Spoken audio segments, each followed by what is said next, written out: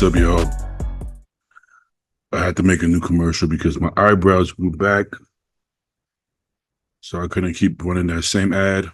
Plus, a couple people complained. Fuck y'all, first of all. It's a great commercial, but gotta make the people happy, right? If I want y'all to buy t-shirts, I gotta keep y'all happy, you know? But now that I'm broke and struggling to make ends meet because YouTube demonetized me, you gotta help me not turn homeless, not be homeless. So in order to help me not be homeless, you gotta buy some t-shirts. Hey, even if you don't like me, do it for Kane. Have you seen Kane? Have you seen how beautiful that dog is? Let me show y'all to remind y'all how beautiful Kane is. So let me share the screen.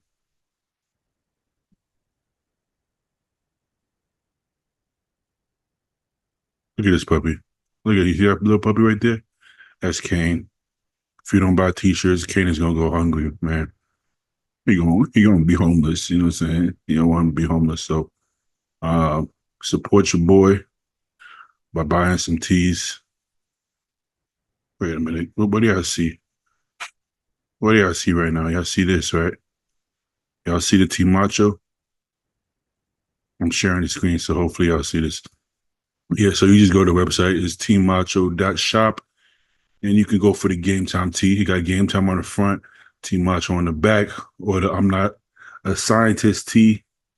You got I'm Not a effing scientist. I'm a bodybuilder, baby, because that's what we do. You heard? And let me show Stu some love, too. It's my boy. Stu is moving to Dallas, so show him some love so he could afford moving to Dallas. You don't want him to have to move to the hood, right? You don't want Stu in the hood.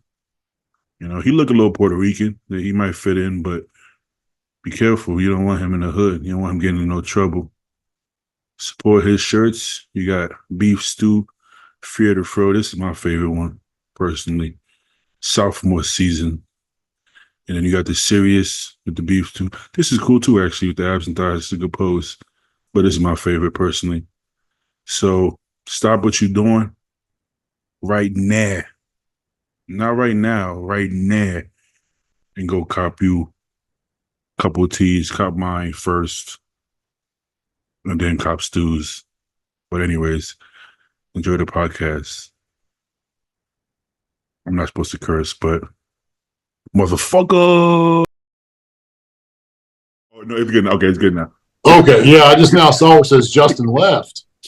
Oh, yeah. Yeah, there was like another Justin in the corner. I'm like, what the fuck is going on? Oh, yeah, that's strange. The truth comes out. You got a double. You got a double. Doppelganger here with me. Honestly, I thought Blue was fake. I thought Blue was AI for a long time because nobody ever sees him. Nobody ever sees him. Blue, like Stu's coach. Yeah, because I'm like, what? And he has 100 clients. Like he coaches so many people. I'm like, that's impossible. Nobody can get back that fast. So, you know, and he's never been seen. I was like, no, I think somebody made like an AI. I think that's it. Well, you always see his. Is it Star Wars or it's something that he's got that he's like very obsessed with. Mm-hmm, mm-hmm. He had it all in the bag. I think it was Star Wars. Yeah, I think it was Star Wars. It's something down those lines, but I mean that's his thing. So you know, whatever. Have you ever met Blue in person? No. He doesn't leave his house out here. Like legit. Well, ironically enough, man, he sounds a lot like Shelby Starnes. Not in the methodology or anything like that, but like Shelby, dude, I don't know anybody that's actually seen Shelby in like 10 years. Why do coaches get like that? Like, what about coaching makes you that way? I don't know, man. It could just be like it's not me because I like being around people, but I'm obviously very selective because I do hate most people. Yeah. If you're not like my kind of people, like if I go into Walmart, my first initial thought is like, fuck me, I got to be with these idiots. Yeah. Like that's literally what I think when I walk into Walmart. It's funny. I was talking to Josie, and we were talking. She was talking about how she's not like a. Generally speaking, she's not a. What's the word I'm looking for? Social person. Yeah, Is that the right terminology?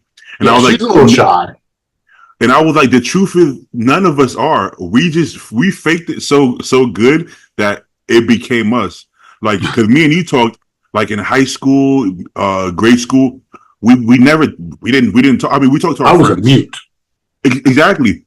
Okay, you had your group of friends that you talked to, right? And you talked to nobody else. Like nobody else you Yeah. talked to.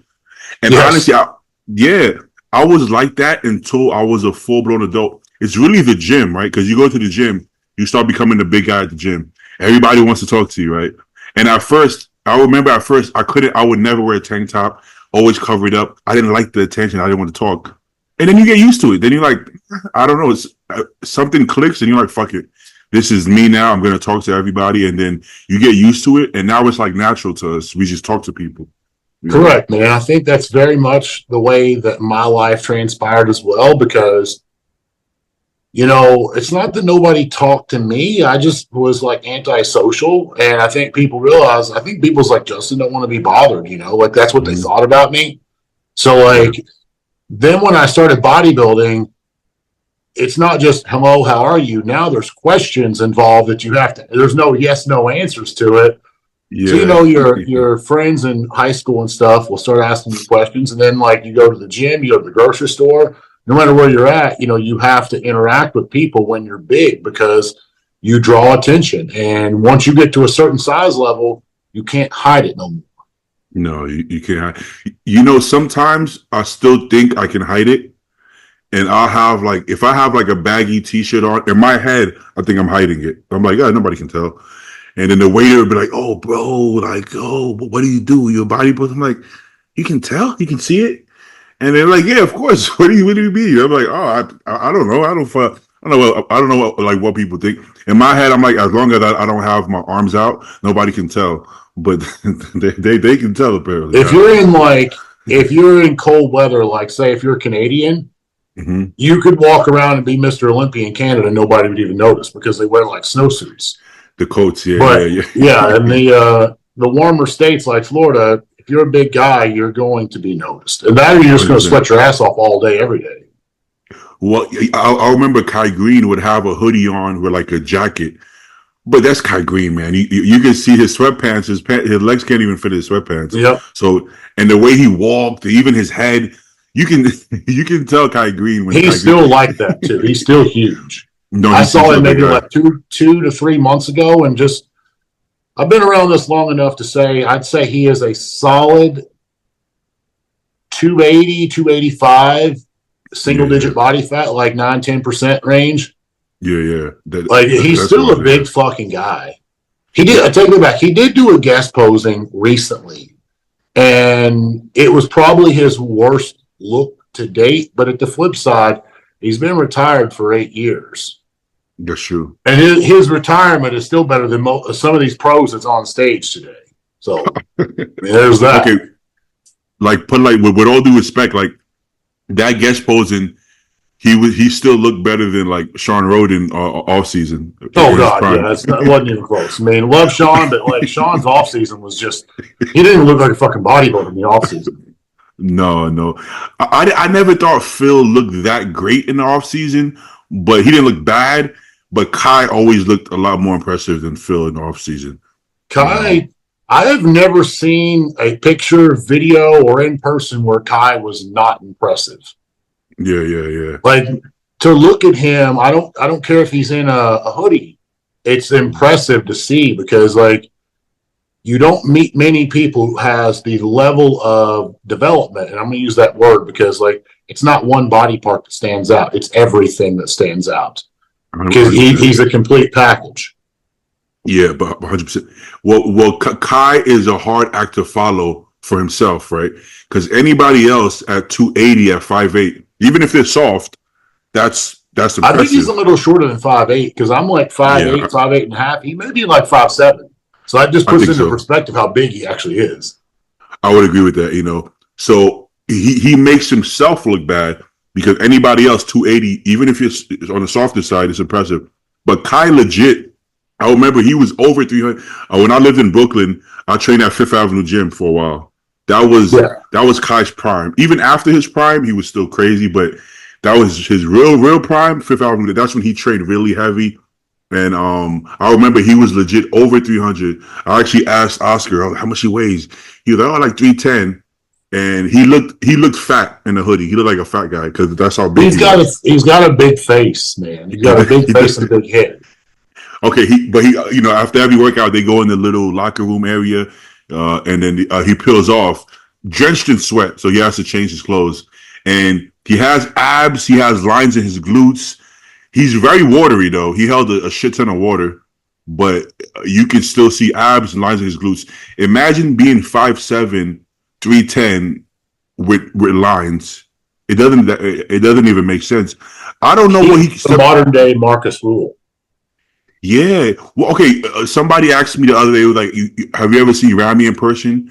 And he was like, yeah. And I was like, did she really look that big? I'm like, yes, but it wasn't like, what the fuck? I just thought he was really wide, but he looked like an athlete. He looked like an overgrown athlete. You know? Yeah. Ramy is, for one, Ramy's taller. Ramy's probably 5'10", 5'11". Mm-hmm. He has broad clavicles, broad shoulder. He's kind of got a broader waist too, so he has more bone density versus Kai actually has more sheer muscle. 100%. Okay, Ramy, you look at him like you're more impressed by his structure, right? It's like his structure is so big, but Kai in his prime, muscularity-wise, I honestly can say I don't know if there was anybody more muscular. Granted, I never saw Ronnie as prime or Jay as prime, but I can't imagine a human being having more muscle on his frame. Yeah. Everything was completely filled out, and the thing is, on stage, he was probably really heavy on stage, but I think they really dug deep for that condition. I don't think he's somebody who gets conditioned as easy, even though he's always shredded. I think they had to dig deep because he had. Yeah. To get to that crazy level conditioning, I think he was doing like pretty much no carbs and Stairmaster, like a good amount of cardio. Yeah, yeah. I remember watching him with Oscar. He was basically running on the Stairmaster, drenched in sweat. You know. Yep. So he was a lunatic for sure, a lunatic. So I think if anything, he would probably even lose muscle to get that condition because but he had muscle to spare. You know, so yeah, Kai was for sure more muscular than Ramy. You know, I don't even think. Yeah, I don't think anybody would argue. Just even the quality of the muscle, the separation. Yeah, I think Ramy is a bigger man, a bigger person. Yeah, but not more muscle. Yeah, but I don't know how we got to that. But anyway, how you been, Justin? You getting ready for the hurricane? I'm about as ready as I can be with it. I'm not worried about like catastrophic winds or anything like that because we'll probably sustain like 25. This is my thoughts on it. Probably 25 to 50 mile an hour winds, which is not terrible. But the storm surge and the flooding is what's concerning me because it's been raining here for like a week and a half straight. So the ground, like if you walk in my grass, it's like walking on a sponge. Like when I say that, you'll see, like as your feet hit the ground, you can see water squirt out beside your feet. It's a sponge. So the fact that the ground is that saturated right now and the storm has not even here yet, I'll have around 30 sandbags. I got the storm shutters out. I mean, just plan for the worst and hope for the best. Yeah. I'll look at it this way. I have an advantage over a lot of people because you saw the people. I mean, I don't even know if this will be an advantage or not because it won't last for long. It will not be a long-term fix. But I got my boat in the driveway. So if there's like an 8 to 10 foot water comes running down the street, I'm going to take the straps off the boat and float my ass away. But the only problem is people don't want, I want to sit here and I'll talk shit about that, but at the end of the day, when you have running water, like the way a storm surge works, I mean, you got to realize there's stuff underneath that water, houses, trees, cars. I mean, all it takes is your boat hits it one time, you'll sink your ass. Yeah. So I don't I do not foresee a high death rate, if any at all, in my county, but I do see property damage coming. So, Yeah, yeah. I'm not super familiar with hurricanes because the hurricanes we had back east. I mean, come on, man. Those were like I feel like New Yorkers are dramatic, but I've never seen a hurricane worth talking about in New York. I remember I would see the deaths. I was like, wait, who the fuck died? yeah, I think they were just anybody who died that day. It was because of the hurricane. I'm like, because I can't. I'm like, this is barely a fucking storm. Who the fuck is dying in this? So New yeah. Yorkers are just dramatic when it comes to that. So, what's like the different grades of a hurricane, and how bad is this one in comparison to the worst it could be? Well, this is about as worst it can be. Like Oh, this is going to be historic. holy Like shit! this is going to be remembered for decades. This one will be. That's crazy. So there's levels. There's category 1 up to a category 5, and supposedly, I'm gonna go ahead and say my thoughts on this, and people are gonna be like, "Oh, he's crazy. He's a conspiracy theorist, whatever." But HARP, HARP.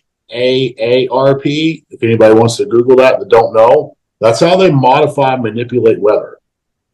We have Okay. never seen a hurricane form in the Gulf and head over like this. Like the whole patterns and models that we've watched. And I've watched, I mean, I'm no meteorologist, but I've watched hurricanes for 10 years from living in Florida.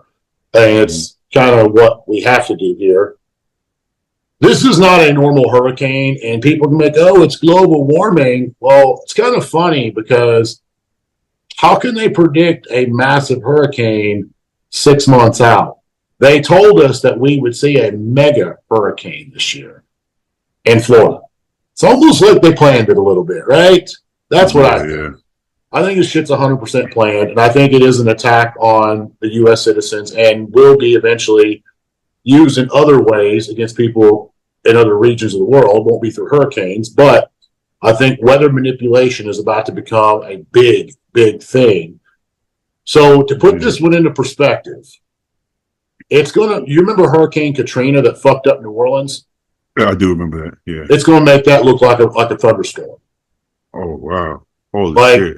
I do genuinely think, and I hope I'm wrong for the people's sake that's there, but I do genuinely think the folks that are still in Tampa that are going, oh, screw this, we got this, we're staying, they're dead.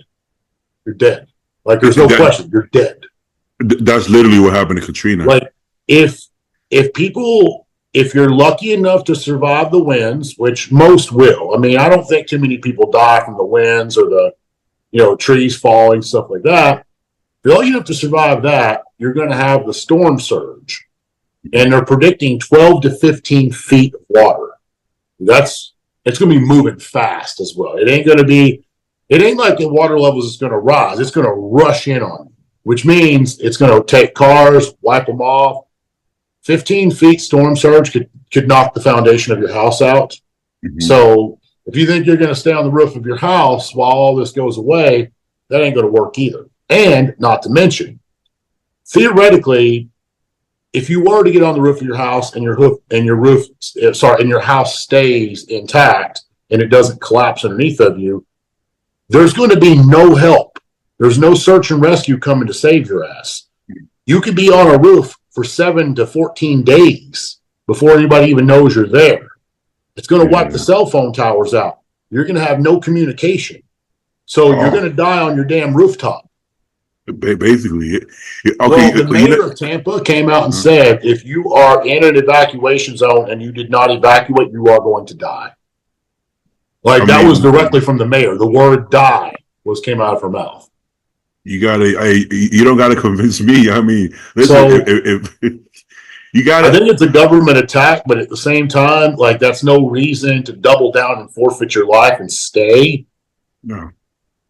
But, I could go a lot deeper as far as why I think they're doing it or why I think it's happening. But at the end of the day, it's happening, and it's happening now. So 48 hours from now, I'm going to be sitting here on my toes wondering what's going to happen. But, like I said, it's not coming directly at me. I'm going to catch the tailwinds of it in St. Lucie. but I Yeah. still think my city will see some damage. I think Tampa is going to be underwater. I really do. And I think Orlando is going to take so much of a beating that Orlando is not even going to be recognizable either. See, there was a time, like let's say our parents, where they trusted the government so much that people who had any theories, they were like, "Oh, that person's a whack job, whack job." Yep. Yep. I think more people. I don't think we can even call it conspiracies anymore. I think more people understand how powerful the powers that be are. And listen, technology. If you think your iPhone is the pinnacle of technology, you got it twisted. They kind of made the iPhone 15 probably in the 90s. Oh, absolutely. You know what I'm They saying? had technology, and I would love to just for one day, See what I they would got. love to have access to like any information I want, like anything that I want. Yeah, yeah. I'm sure the amount of technology and hidden documents and hidden things Oh, out there is it would be enough to probably make me want to suicide myself. okay. But see, that's the thing. Okay, maybe they hide too much from us, but they have to hide something because I don't think we could even conception. We can't even begin to Correct. understand. And then What I think people. is funny with the weather manipulation thing, when you mentioned people can't understand, is like it's public knowledge. Like they've actually came out on TV and said we can. It's called cloud seeding, geoengineering. Like this is coming directly from government officials saying we can do this, and it Yeah, talks about weather manipulation, specifically hurricanes as well. It's been going on since 1941. But yet there's yeah, people out there like, you're crazy. I mean, like, dude, they're telling you that they're yeah. doing it. And then they're actually doing it. And you're still in denial. Exactly. They've told us so much, but I think we're so distracted that we don't pay attention. They've told us basically that there's aliens. We know they've had the ability to clone people for I don't know how long. I mean, there's so much things that we already know, but we won't believe it, even though we know it's It's happening in available. front of you. It's like it's so it seems so unrealistic and futuristic that Mhm. people will just be what's it called? Cognitive is it cognitive dissonance where Yeah, people see it and they still can't accept it?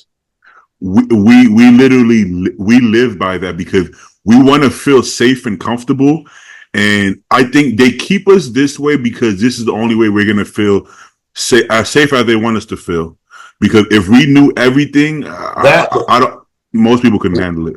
we're also controlled right now too. Like we Exactly. are a civilized society. If they told us everything, maybe chaos and pandemonium.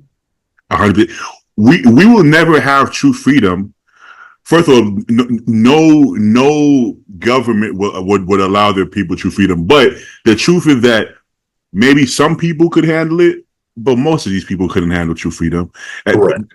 People would act a fucking fool. There's some countries that it kind of governs itself. Yeah, there's some bad shit that happens, but you can go to a random village somewhere in Ethiopia and they police themselves, no problem. You think we could police ourselves? There's no way. there, No, there's no Americans could not do it. there's no chance. In some of these countries, somebody steals something or rapes somebody, they chop your dick off or chop your hands off. I mean, maybe it's a little excessive, but fuck it, it works. We I couldn't think we police should do ourselves. that here. I'm all for it. Like motherfucker's gonna steal my car, cut both of Chop his the hands hands off. off, see if he can drive again. My thing is our morals. I don't know where our morals are at. So who's gonna govern? Who's gonna say what's right and wrong? I think a lot of people, what people think are right is wrong. That's and people probably feel the same. So Yeah, we I'm couldn't saying. police. We couldn't police ourselves because we're so we're so Yeah, different in our we have morals. like people that's so far extreme on one end to the other. It's like you have people out there that we wouldn't get along with punishment. Like we wouldn't be able to. We could all agree that hey, this man's guilty, but we would not ever be able to agree with the punishment because like if you take someone who has killed 10 children, Mhm. I think he should just be shot in the head. Yeah, That's yeah. my opinion. But people's like, no, Trauma. that's Yeah, wrong. You can't do he's that. And I'm like, why? Just why? Well, is somebody going to say, no, that's just trauma? Okay, I'm sure he had trauma, but if that was your daughter that got killed, I'm sure you wouldn't be worried about his trauma. Exactly. You know, Exactly. it's easy to make that excuse for other people, but I think all we can ask for is the pinnacle of fake freedom at this Yes. point. Unfortunately, Let yes. us, you know, and I mean that should be enough for us, I guess. I mean, it won't get any better than that, and this country is still the most free we're gonna be, you know. And if well, I can't say that for sure. Maybe some places in Europe, possibly, I don't know, but it's easy to it's easy to complain. There's nothing wrong with complaining because that's how you make things better sometimes. But also, Yeah. it's easy to complain when you've never lived in a different country and Correct. realize how fucked up a lot of countries are. You know, like I know Zayd always talks about that. Like Zayd loves it here because he's like, okay, you guys don't know what's in these other countries, man. You have no I idea. can't speak for, I mean, I didn't see anything abnormal when I was in like Australia, New Zealand, Hong Mm-hmm. Kong. Most of the places I've been, I didn't see anything, but there is a couple of things I did notice. Mm-hmm. When I was in Mexico, I was talking to some of the locals, and the cartels down there are pretty. It's the real deal, Like they walk into your business and say, "Hey, you're doing business on our turf. We want 50% of everything, or whatever percentage they deem suitable, and you either give it to them or you die, or It's you that close up simple. shop and you just stop your own business." Yeah, yeah. So, that's extreme. So, like here in the US, people don't think about stuff like that. But then we want to assume, we always know there's dirty cops, and there's always was and will be a dirty cop. But Of like when I course, was in 100%. Romania, I saw this firsthand. We got stopped. My client, Paul, he was driving me around, and I know damn good and well what that cop saw. He was driving a BMW, which is, it's a high class car no matter where you go. But like, Romania is a poor country. So if you see someone driving a BMW, chances are he's doing a little bit better than most people. It was a standard roundabout. Mm-hmm. Nothing special about that. And Paul did neglect to yield to someone. So it was a traffic violation. Simple as that. Cop stops us, and instead of coming up and say, I mean, granted, this was all spoken in Romanian, so I didn't understand much of this. But instead of coming up and speaking to us in a polite tone, guy comes up screaming, yelling, and just being a total D-bag. Well, then the next thing you know, he looks across Paul and looks at me, and he starts saying shit to me in Romanian, which I understood none of. And Paul like intercepted. He's like, basically said, he's an American. He's with me. And then the guy's like, well, why the fuck is he an American? Why is he over here? Why is he in our country? Like, dude, we ran a roundabout. Get over yourself. But it Yeah. was all fake. It was all a front. Paul pulls out like a couple $100, hands him the money. Dude just smiles and walks off. That That's all that he that's wanted was a simple. bribe. He saw a nice car, saw two young guys driving a nice car. Young, were like upper 20s, early 30s. Yeah. He sees this, he sees that nice car. He saw an opportunity. Pull us over, and either one, scare the shit out of us, thinking we're going to go to jail, hope we're going Yeah. to pay it. And that's exactly what Paul did, because he just didn't want to deal with the ticket. Chances are the ticket was going to cost him more than that, anyways.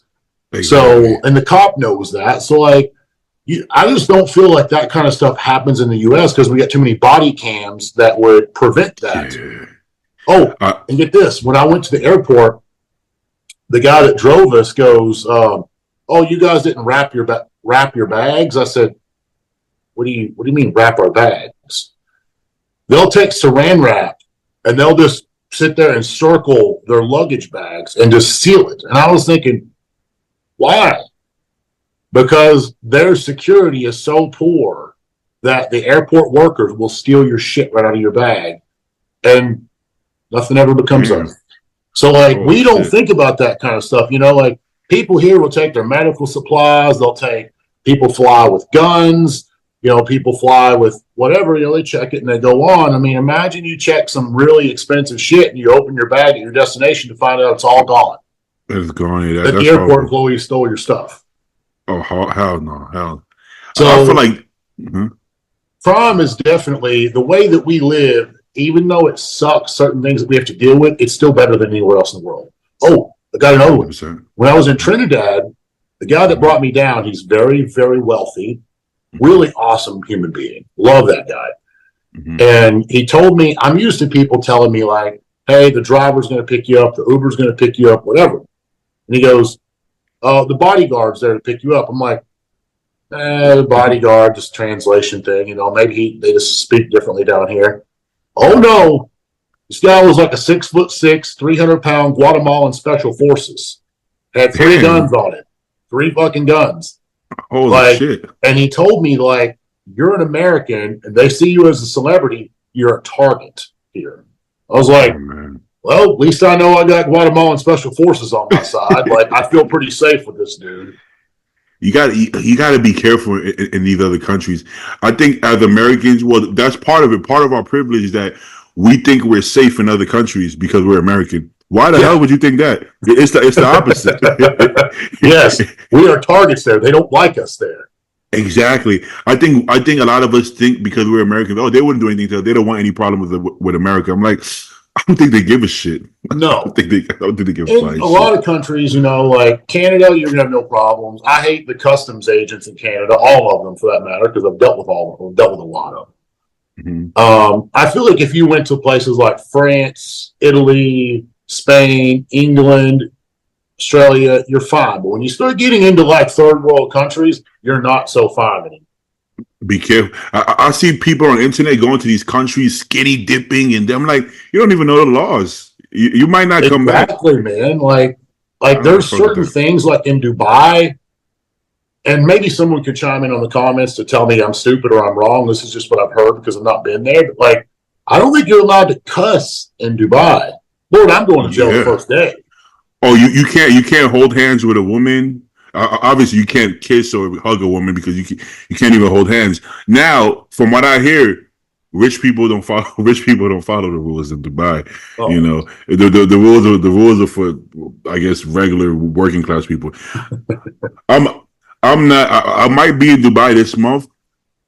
I'm gonna follow the rules. I don't care if I'm a tourist. What we have here. I'm not going against any rules. I know people break the rules, especially tourists. They feel like they have a pass because tourists are allowed to drink and stuff. Where the citizens, I believe they can't. At least the poor ones can't. The rich ones they can do whatever the fuck they want. You should hit up Sergio because he lives in your area, if I'm not mistaken. He's been to Dubai and spent a lot of time there. Yeah, but he didn't have a very pleasant. Pleasant stay. But that's the thing, though. He of all people, I know he had some issues when he was there, but because of those issues, he probably learned a lot from it. And if he's receptive to talking to you and helping you out, he may be able to tell you some things that you need to avoid. Exactly. Well, I'm pretty sure he said this publicly already, but basically, they locked him up, and he was able to wire some money, I believe, and they let him go. I mean, I don't know if they wanted money from the beginning, but money always talks, But that's fucked up. Like, you got enough money, you can do anything you want. Exactly. Like, he wasn't really at fault, but the truth is, what if he was? So that means if you're a murderer and you have money, you can just be a murderer and you have money, and you're good. That's not good. That's not good, man. That's not a good way to run the country. But what do I know? I don't. It just sounds crazy to me. Even a soccer player, he's not married to his girlfriend, and they were able to live together, and nobody else is able to do that. But your millionaire soccer player, they let them do whatever the fuck they want. It's just all about money at the end of the day, Keep talking. I'm just going to check something real quick. Okay, there you go. Let me see.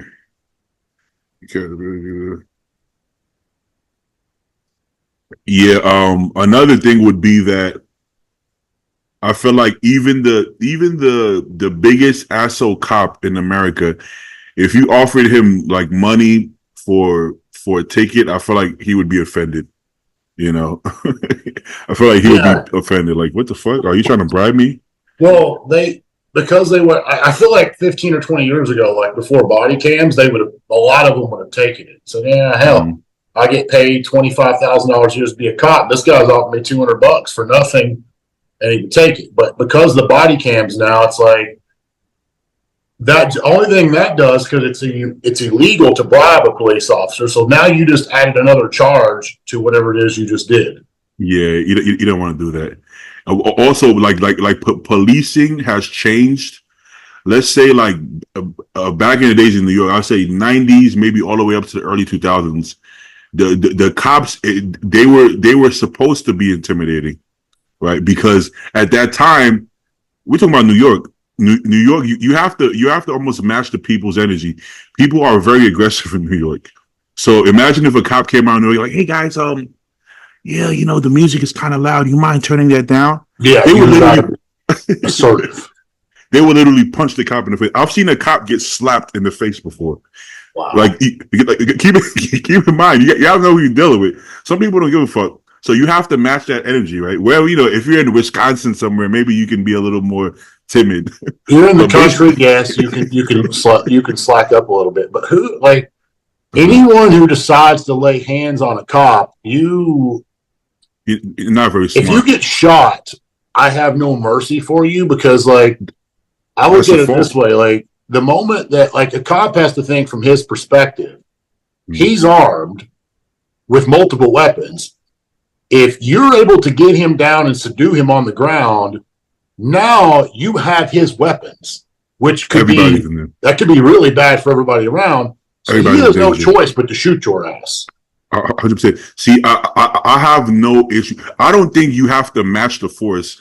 I think once somebody puts you in danger, you have the right to use any force that you see necessary. Right? The moment that their life and the lives of people around becomes endangered, I feel like the gloves are off at that point.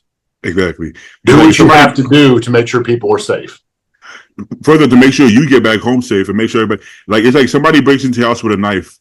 Should you have to grab a knife to fight him? Fuck that. You should be able to protect yourself at any way. I'm not going to show it on camera, but I've got what I need right here. There you go. Somebody comes in with a knife, they barked up the wrong tree. So I feel like New York cops were the way they were because they had to survive. Just like New Yorkers are literally the way they are to survive. It's just a rough way to, maybe not so much nowadays. I guess I wouldn't know, but just growing up there, you had to do. Even the girls, why are the girls in New York so masculine? They just had to survive. That's why, So everybody had. They can't be soft. No, and which sucks because dating in New York, you're like dating a guy. I don't want to date a girl like that, But yeah, just in general. So you have to match. It's like Miami too, man. Yeah, Miami. Miami, I'm so glad that I'm not dating or trying to date anyone in Miami. That would just be, this is not for me. It's rough, yeah. It's rough. I like really feminine girl. Even if you have you're muscular, right? I like very feminine personality. I don't like the masculine personality. I find that I can't speak for New York, but I know Miami. I know a lot of women will hate me for saying this, but so be it. I feel like a lot of the girls down there, I'm going to say 1 in 5, that common. If you make less than $1 million a year, they don't want you. They won't even. They want a man who's going to sit back, just wine and dine them and give them everything they want. It's if I was a multi-billionaire, I would never be a sugar daddy. For absolutely nobody. No reason, just not ever going to happen. I would be like the 50 Shades of Grey guy to make you sign a contract to go on a date with me. Well, fuck it. It's okay, there's a huge difference between you dating a girl. Every woman likes security. Every woman wants their man to make money and do well. But being a sugar daddy is a whole different. That's a different level. Yeah, there's one thing to say, I'm a provider. I can take care of my family. If things go bad, I got your back. But I'm talking about these girls that's just expect you to have a big, nice yacht for them to go lay out on, take them on exotic vacations, take them to $1,000 dinners and stuff like that. No, I'm all that. What I wouldn't mind, let's say if I was a single 60-year-old, right? And maybe I go to I don't know, some country. It could be any country. I could go to fucking Bali and meet a Balian girl, right? And then, nice girl, she's cooking and cleaning and everything. I'm like, yeah, come, and she's like your girlfriend, right? Yeah, she likes you because you're from America and you have money and stuff. Yes, but she's still a good girl and she's still is gonna look out for you. So you know that as a 60-year-old man, she's probably not sexually attracted to you, but Yeah. you're okay. But that's different. Getting like being a sugar daddy like here is a complete different thing. I think I see some guys do that, and that I wouldn't mind. If I were the old guy, I'm just like, I'm just gonna enjoy the rest of my life just with this young girl. But in that sense, I'll be okay with that. I couldn't be okay with like maybe dating a girl from here who just is like, oh, this is just a bank to me, right? That girl is probably a lot more grateful, and it's probably gonna treat you really well. Actually, yeah, I was going to go against you on that, but I'm going to agree with you. I actually think that would be like if I was an older guy, has a lot of money, and I have a short time left on this earth, I would rather spend it with someone who is grateful of what they're getting than someone who is not. Exactly. Because I mean, what's the alternative? Like to meet women your age, it's gonna be a tough Yeah, time. It's gonna be tough at that point, So just live it out the rest of your life, but gotta be careful. There's somebody that might kill your ass trying to get your money. So make sure yeah. you I gotta. mean, that's that. I mean, you could put in your will to be like, if I get murdered, then this money goes to charity or some shit. Smart. If I get murdered or a suicide, if I don't die of natural cause, my money gets donated. Put that in your will and let your wife know about it. That might be the smart move, man. But So then all right, she may let's. just grab you may be going down the road or something. She just grab the wheel and run you into a telephone pole or something. And hey, he had an accident and died. She's got her belt on and you don't. Or imagine like somebody just click your belt, unhook your seatbelt, Yeah, and grab the wheel. man. I watched this show, Forensic Files. And Yeah. that kind of shit happens so often. I'm like, this is a thing, huh? People really do this shit.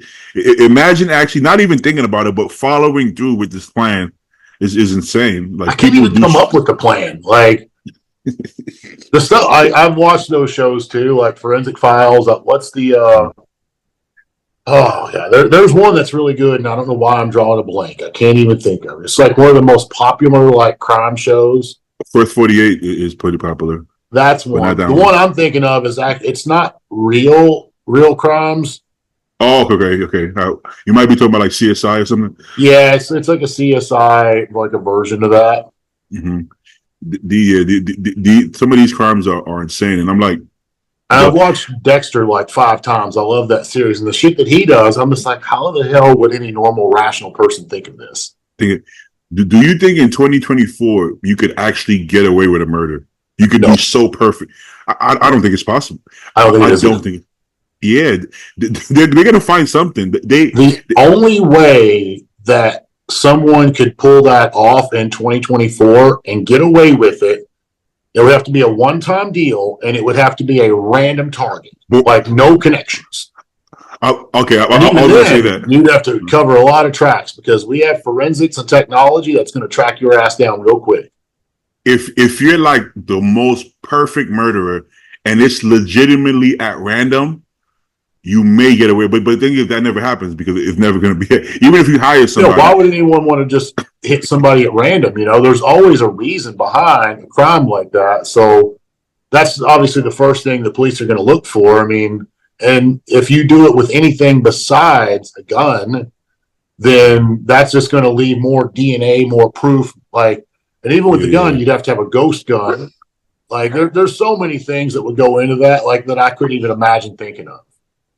I don't think anybody's brain can cover it that much because okay, you're gonna do all the things like the what Menendez brother that killed the parents. You're gonna think of the important stuff like, okay, let me pick up the shell casings, let me go burn the clothes. Okay, cool. But there's always gonna be Always something. this, and they'll go that extra mile to find some shit that they probably never even used before. Okay, let's see the sneakers. What sneakers he had on? Okay, they get a video of you at the supermarket, and they're like, "Look, there's a print." They're like, "How the fuck did you even find that?" They'll find something. They And when always you fucking watch sweat. those shows, like the CSI, the Forensic Files and stuff, like the bad thing is, it's great entertainment for people like us who is not serial killers or psychopaths. But it's So actually somebody bad lying. for the ones out there because they're like, oh, yeah, I need to watch this. Check this off. Check this But off. Like they're sitting there yeah, thinking about, oh, they got technology. I got to find a way around that. Like the people that are they actually bad human beings, they're using that information to their advantage. yeah, they're definitely they definitely reveal too much. One episode that this lady she killed a couple of her husbands with this. She would put antifreeze like in their food or drinks, but she knew how to disguise the taste. So I was like, I wonder how she did it. But at the end, they were like, we're not gonna disclose how she how she how she. I was like, oh damn, Well, I it have my notebook depends, ready. man. Like, think about this for an example. Like, you've been to like an LA Fitness or a smoothie king, anywhere that sells smoothies, right? I mean, you look like you're drinking something right now. Mm-hmm. If you take like a nice big fruit smoothie, you could probably load that thing with all kinds of chemicals and you're not You even wouldn't going to know. taste it. But No. throw some peanut butter in there, mix that shit, peanut butter and some chocolate. You ain't going to taste nothing. You won't know. Yeah, especially if you have protein in it, you might think it's a little chalky flavor from the glutamine. Oh, that's the glutamine. Don't Yeah, worry or just about a it. chemical taste from the protein itself. You know, it's a You shitty protein powder. you wouldn't think Like if twice somebody, about that it. would be the perfect way to do it. Like if someone was going to give you antifreeze, if you made me a smoothie and I have my back turned and don't watch you make it, I would Yeah, drink it with no questions asked. yeah, And if yeah. it tastes a little off, I'd be like, shit, I need the calories. I'm just going to drink it anyways. So anybody watching, if you get handed a smoothie by me or Justin, you might want to double check the smoothie. Yeah, I mean, it's like that. And then, like, say somebody wants to do like you want to cook Acai some bowl. ethnic food that you've never tried. So, therefore, neither one of you knows what it's going to taste like. So, you have no expectations. There's Yeah, 100 ways they can do it. And I'm glad they didn't say that on air of how she did it. But I'm just thinking out loud smoothie is going to be the easiest way. Because if a man drinks, he's going to know if his alcohol's off. He ain't 100%. going to drink a soda that's contaminated. But like a smoothie, You there's so might. many ingredients that can go in that can change the flavor. You know, like a pineapple smoothie versus a banana is not going to taste the same. Except you throw some Yeah, protein in there, some chocolate in there. yeah. You're good to go. It's a trap. To be honest, these days you could probably Google that shit. I mean, don't don't go Google it, but you probably could. I wouldn't be surprised if Google would tell you, or so you probably be able to find that. But Get some let's chat change. GBT hits. Yeah, exactly. So for any girl I'm dating, don't eat no acai bowls from me, man. I'll tell you that. That was gonna be an easy one, but all right, let's switch over from murder to bodybuilding. Let's talk some bodybuilding now. All right, let's see what we got. Damn, when was the last time we did a podcast? It's It's been been probably 4 to 6 weeks, maybe a little bit longer. holy shit. Okay, well, let's keep it recent. I mean, uh, Brett was the last. The last show was Legion and okay, Samson and Brett. Let's see. I wasn't okay. Let's see if I can find. Damn, how many shows passed since then? Oh, this is my friend Damien. He has a really good physique. I've Really, seen his. Yeah, I've seen his page. he's really bubbly. I mean, he's in shape too. Actually, I think I follow this guy too. Yeah, yeah, if he can. I mean, did he win that show? he did actually. Yeah, The he thing did. is, he's not even 100%, and he's winning pro shows. Like Exactly my thought. this dude gets to Exactly. 100%. I mean, he's a threat to whoever he stands beside. Yeah, if we're And his talking about posing is not very good either. I mean, I assume he's probably still a rookie. oh yeah, he didn't start super when I first he's here at Gold Venice. When I first met him, yeah, he wasn't this developed. So I don't think he's super young, but I think he's young to the sport. That's Which what I is mean. Like he's a rookie to the sport. yeah. I mean, really, let me click his page. In person, bro, he He's looks got a like great look. yeah. In person, you wouldn't believe he could make weight because he Well, looks he has really like round. he actually, in my opinion, especially looking at this video, because that's at Gold's too, isn't it?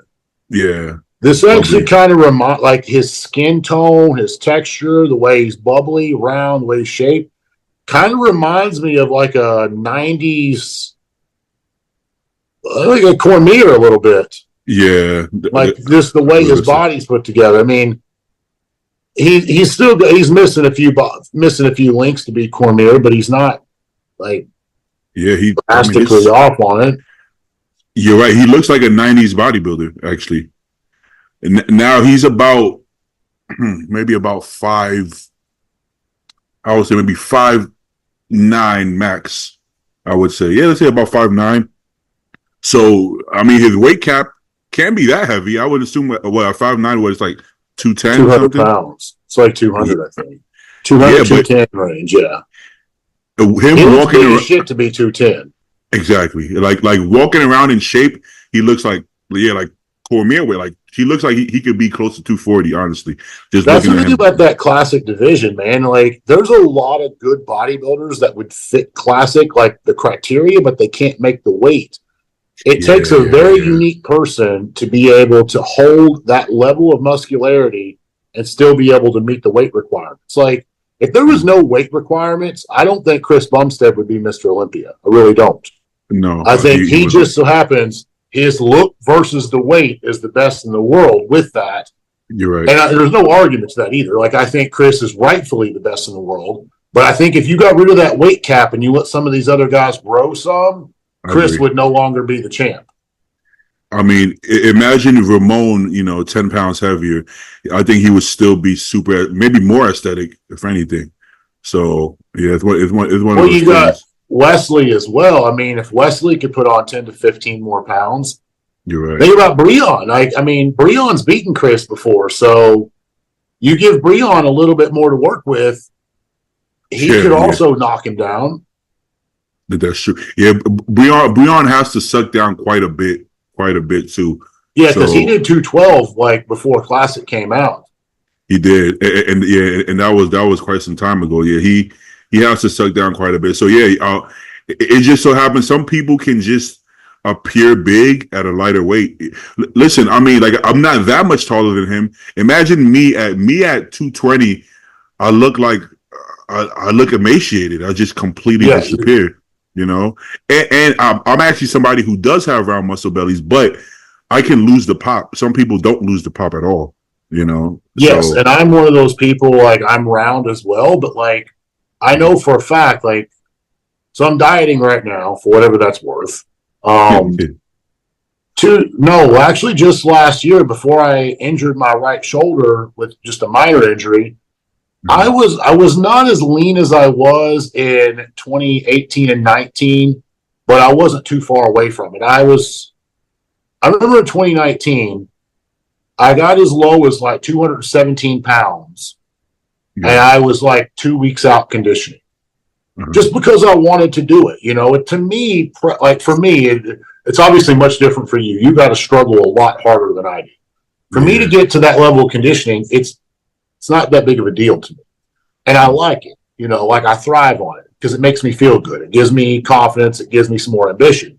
Yeah. So I know for a fact the difference in me being a flat 217 versus when I would just say, hey, let's go out to eat. I'm eating the pizza. I'm eating this tonight, eating whatever. I'd fill up and I'd weigh like 223, 224. And then I'm like, now I look like a bodybuilder. Yeah. But if I come down, I feel like me at 224 in shape can hang with most classic guys. Yeah. But my cutoff is like 205. You take 20 more pounds off me, I'm just going to look like a skinny little twig up there. It destroys the look. That was happening to that Stefan guy. He moved to open now. Yeah, so next year. Because imagine seeing him 6 weeks out, and his chest is, granted his glutes aren't in shape, but just how detailed his chest is and abs are, he shouldn't have to lose 15 pounds because, and then he actually looks not as hard. I mean, he doesn't, his glutes don't come in. He looks even like sometimes soft. See, the thing with him now is, and I may be wrong on this, but I feel like they probably have to cap him a little bit in the off season. Mm-hmm. Like they can't let him go crazy in the off season because then that's just more muscle that gets added that has to be stripped off to get in shape. But, imagine now they have a wide open goal, like just grow as much as you can. He could, the only thing I can knock the guy on is he doesn't get as hard in the glutes and hamstrings as some of the other guys. But I think he will be winning pro shows next year. I think so. 2025, this guy can win open pro shows. I think so too. Even with the conditioning, if he can replicate this conditioning plus 15 more pounds, maybe 20 pounds of muscle, and I know people are probably thinking he's not going to gain 20 pounds of muscle, but the question is, how much does he have to sacrifice to make the weight to begin with? If he's sacrificing 10 pounds, an extra 10 pounds is not unrealistic. 20 pounds on that frame is going to shock a whole lot of people. Yeah, I honestly wouldn't be sure. He's not super tall. I mean, he's maybe, what, 5'9", if that, right? That would be my guess. It's probably average height. And that average height tends to be the sweet spot in open bodybuilding. Yeah, So if he's competing, I don't know the cutoff, but 5'9", maybe as a pro, what, 210 maybe? 200? I would say 210 in classic, yeah. No. Yeah. Okay, hang on. He's must be taller than this because I remember reading some guys online. They were debating on it, and they said, because somebody said, why doesn't he go to 212? Do that before doing open. They said his classic cutoff is higher than 212. So he's got to be taller than 5'9". He's okay. I think they said his classic cutoff was like 218, so I'm thinking 5'11". Okay. Yeah, so if he's losing 10 pounds to make it, he could probably be around 230, and then if he gains 10 pounds of muscle, with his shape in the 240s, he could probably be competitive. And Sean Roden, he won Olympia at 238, maybe less. Really? That's all Sean weighed? Yeah. I thought he was closer to 250. He has been 250 in the past, but the year he won Olympia on stage, I believe Chris said he was 238. Which is, it's funny how that works, though, man, because I remember Hani telling me that when Jay won the 2009 Olympia, he was 257, and we've seen Jay at 270 on stage. He's a little lighter, but that lighter physique, look bigger. If you're in shape, it's better. Way better. Phil was out muscling, like he was legitimately out muscling so many guys winning the Olympia at like 235, 240. I don't think 100%. Phil ever broke 250 on stage. And the truth is, it seems like when guys retire, the weight starts going down. It's like when you're competing, it's like you inflate the weight. But after you retire, they actually take more pride that they were able to do it, because while they're competing, everybody's 250, everybody's 260, right? Once they retire, like, no, I was only fucking 230, right? So it's funny. I think Phil was pretty transparent. I think he was like 235, 240 at his first Olympia win. Okay. I don't think he was anything more than that. Like, I'm pretty sure that they were pretty straightforward about like his weight. The only guy I can say that I think may have fudged a little on his numbers was Dexter.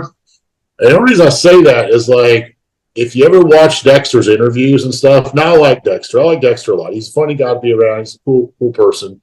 Mm-hmm. But say he does, let's rewind, 2010.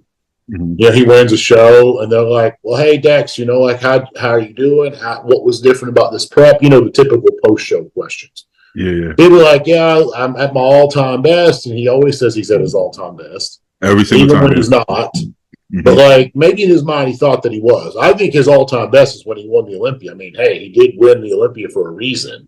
Yeah. But he'd be like, I'm 5 pounds heavier this show. Then next year he's like, I'm 5 pounds heavier. Next year it's 5 pounds heavier. I'm like, dude, you'd win like 280 by now.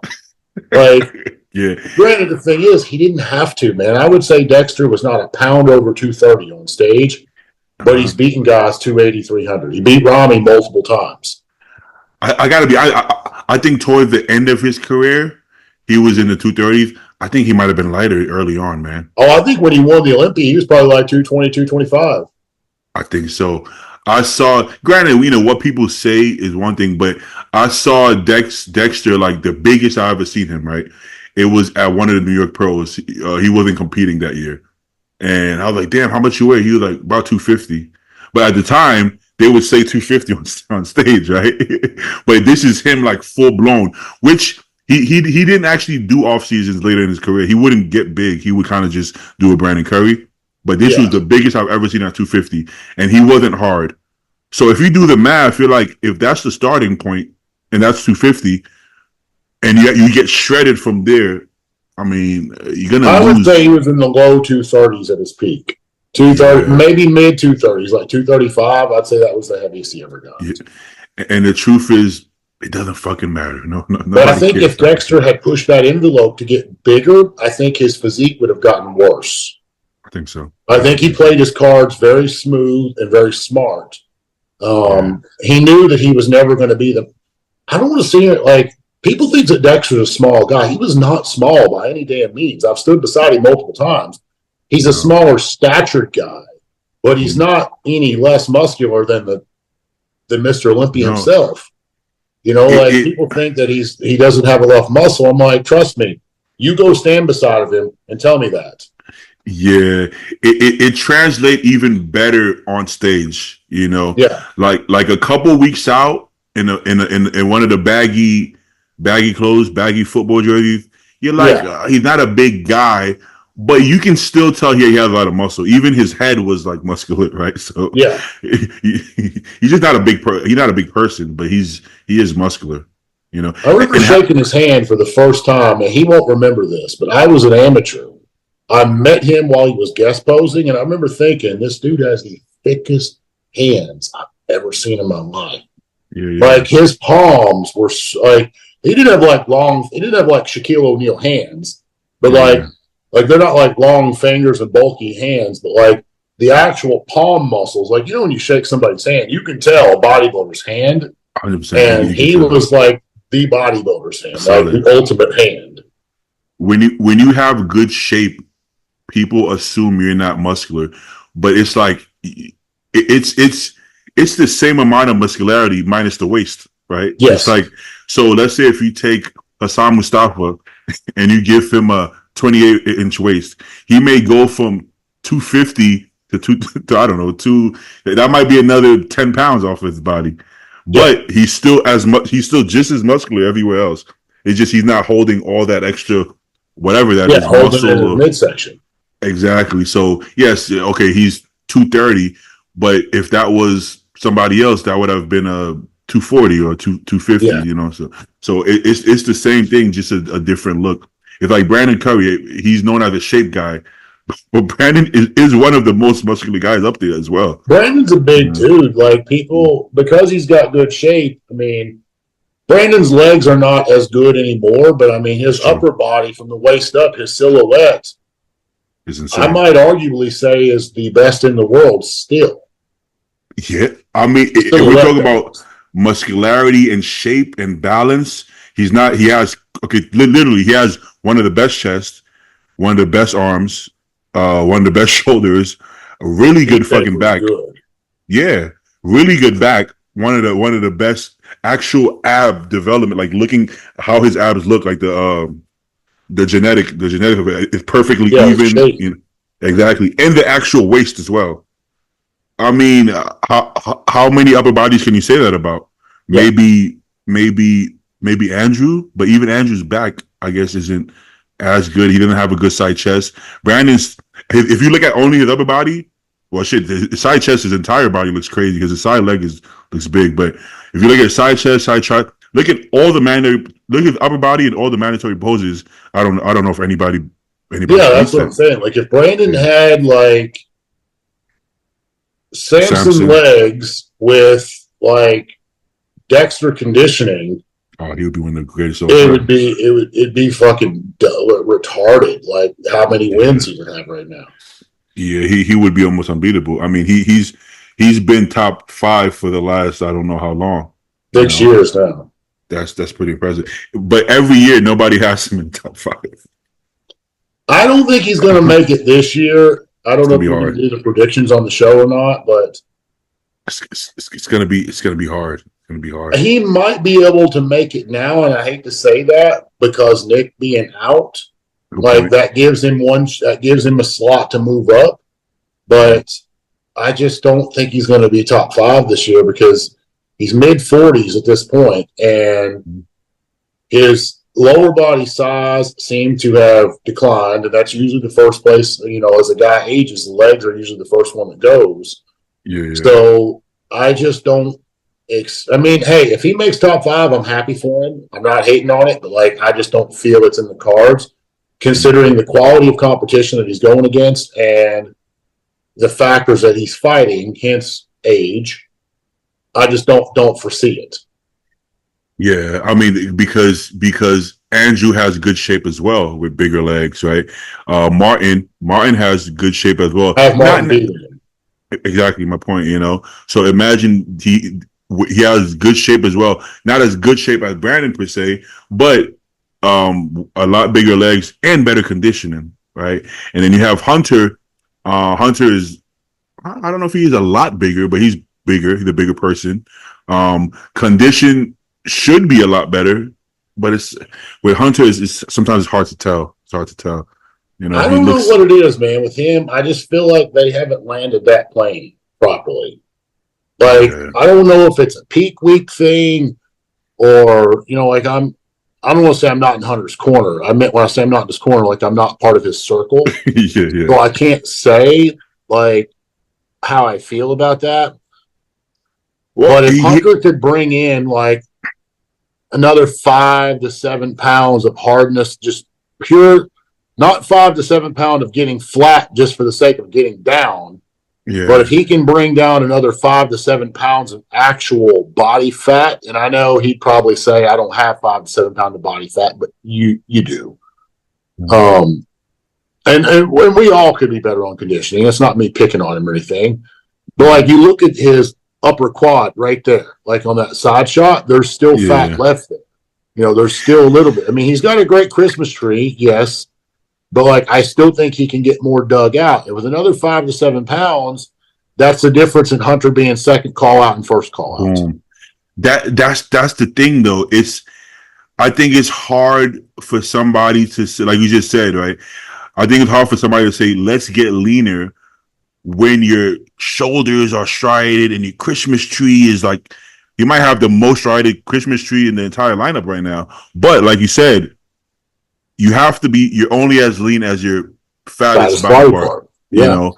Now, I think he can do. I don't think everybody should do that because, like, I think if somebody like Andrew says, "Let me get this last bit of fat off of my inner glutes," he might lose 20 more pounds to do it. Yeah, exactly. But for Hunter, I don't think Hunter's legs are going to go flat. I think his arms are going to go flat. Maybe his back, but his back is so detailed that fuck it. If he goes flat, he's still fucking crazy detailed, right? And his upper back is so thick that I mean, if he loses some, oh shit, what the fuck did I just do? If he report Hunter,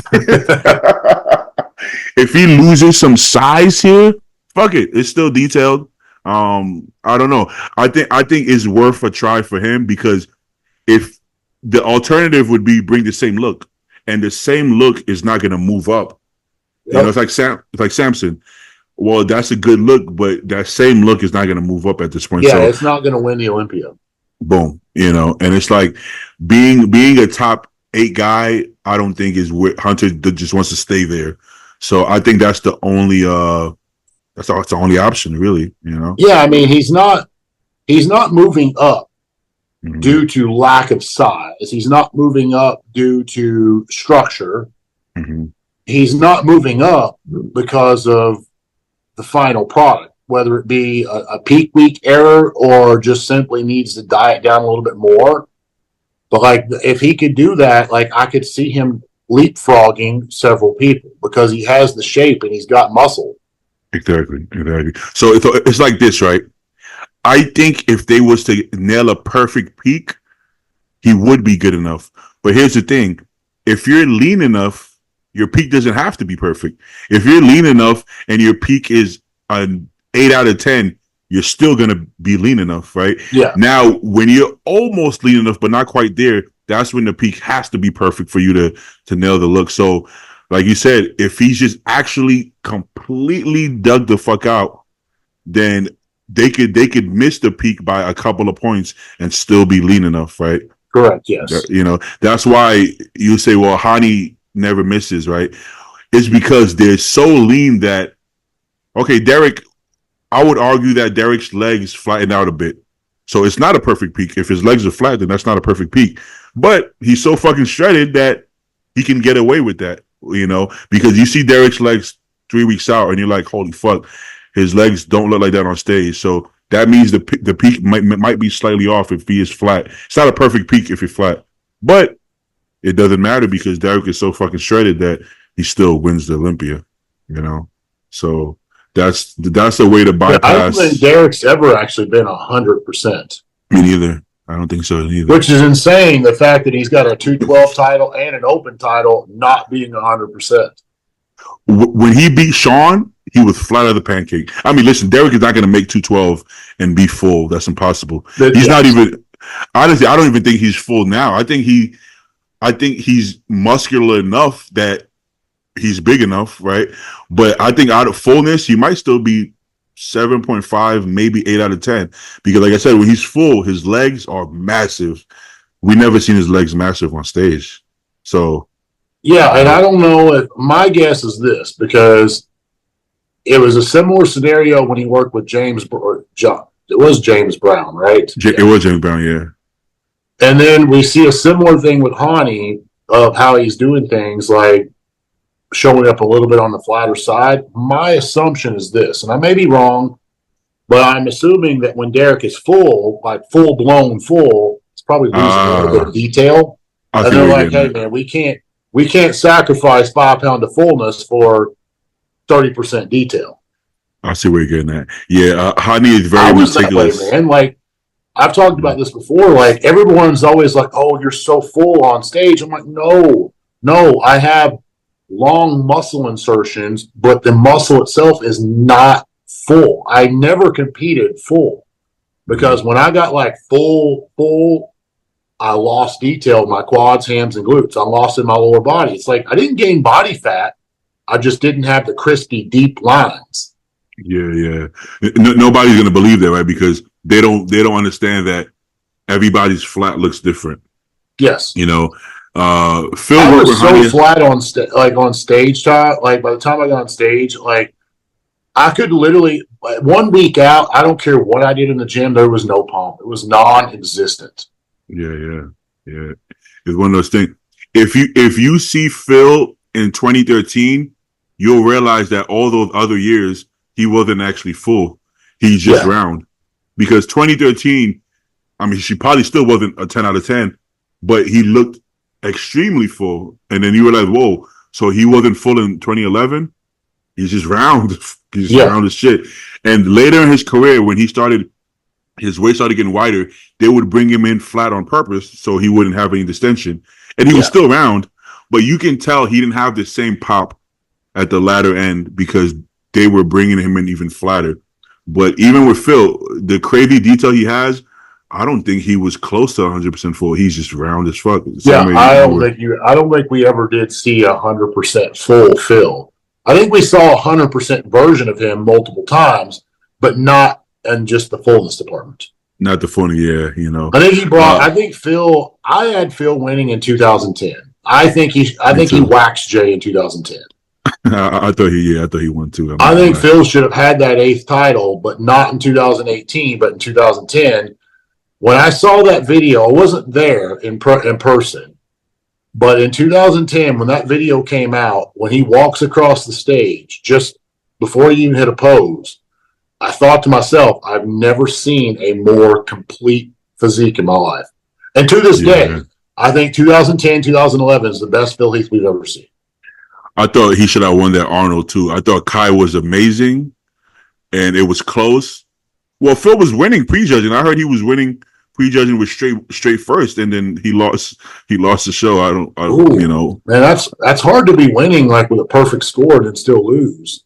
Yeah, I'm not sure why that happened. Watching it, I thought Phil won. Kai back then. Kai was so peeled, so detailed. But I mean, so was Phil. But then Phil was round as fuck as well, and just the complexion, the skin, everything is just.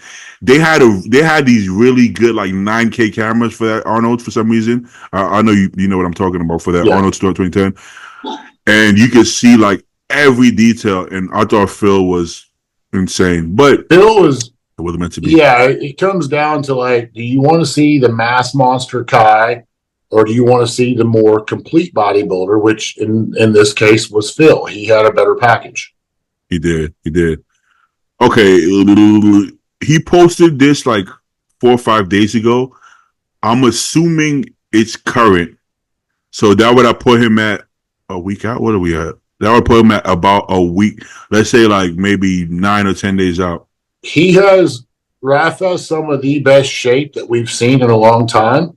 Yeah. And my thing with him is like when he did that side shot here, that's not going to cut it. Like this conditioning, it's good, but it's not Olympia level conditioning here. Yeah. And yeah. unfortunately, I feel like when he gets to like a true peeled condition, which I don't know if we've ever seen him at that, he tends to lose that wow factor that we're looking at right now. Because just from a fullness standpoint and like how big he looks, it's very, very impressive.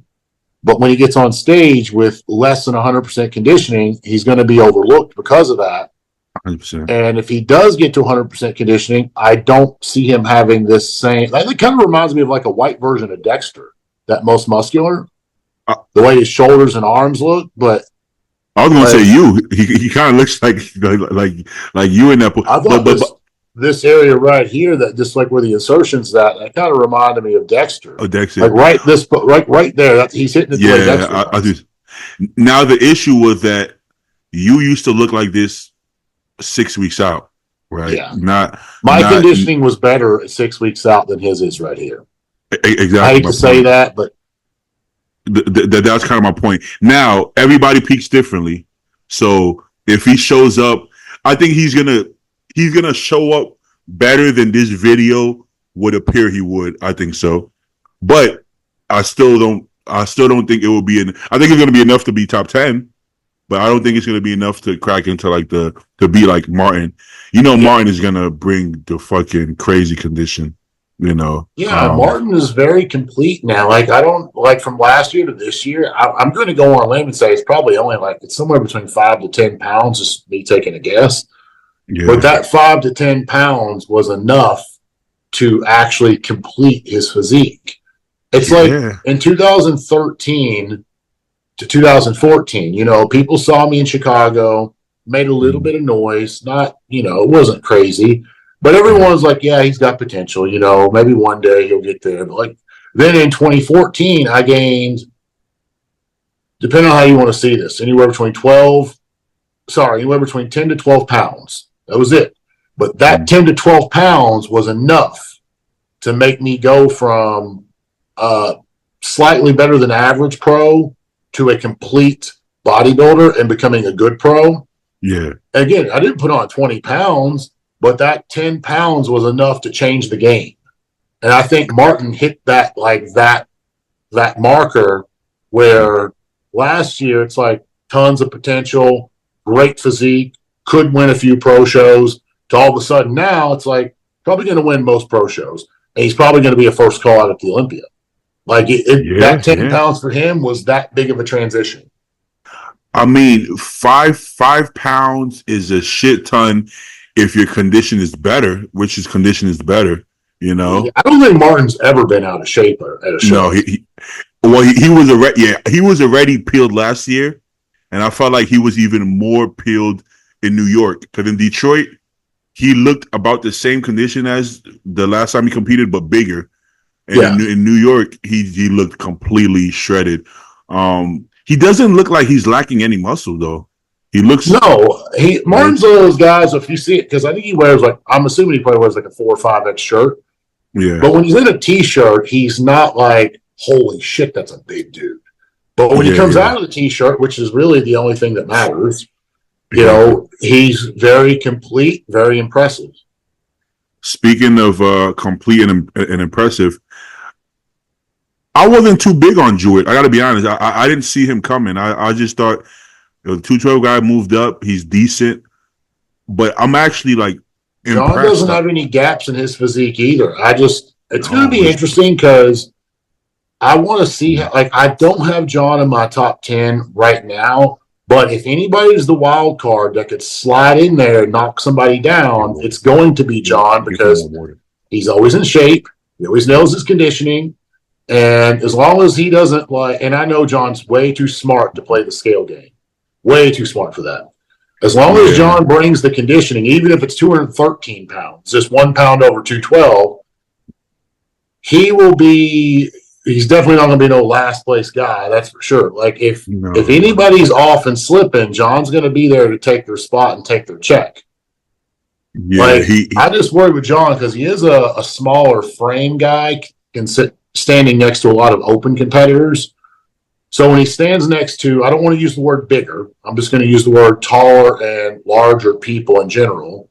When he stands next to them, I want to see how he's going to hold up. Like I'd put John somewhere probably 10th to 12th right now. Wait, he won Vancouver, right? Yes. Who did he beat? Shit, I don't even remember now. So Stu was there. Stu was the big guy, right? Or Robin Strand, I think, was in the. I don't remember the whole lot. I remember Stu, Robin, but okay. Basically, everybody he beat was a bigger person than him, more muscular. That's up for debate. But so my fear was that he was going to be outside structurally, and he was, but it didn't really do it. I think he did. Did he do Toronto as well? Yeah, I think he did. He got one of those shows. I don't think he won. He got second. Okay, second or third. I think it was like Akeem, Quint, and then John. I want to say in Toronto. Don't quote me, but I think that was exact placing on it. But yeah, so John's physique does not have any holes anywhere in it.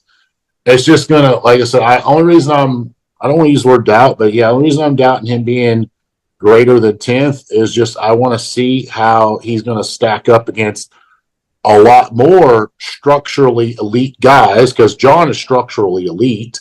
You don't make it to the Olympia and not have a good structure, not have good genetics. So I just want to see how he's going to stand. I mean, if you think about it, Robin is a big dude. I used to train Robin, but Robin's not what I call a structurally elite guy.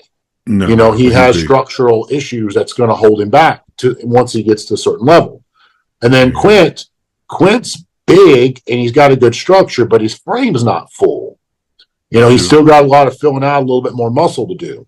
So when John stands next to the best of the best, I want to see how he fares on size, because we've not seen him next to a Hunter, a Martin, Raphael or a William Bonnet, because I feel like those will be the guys that he's going to be compared to.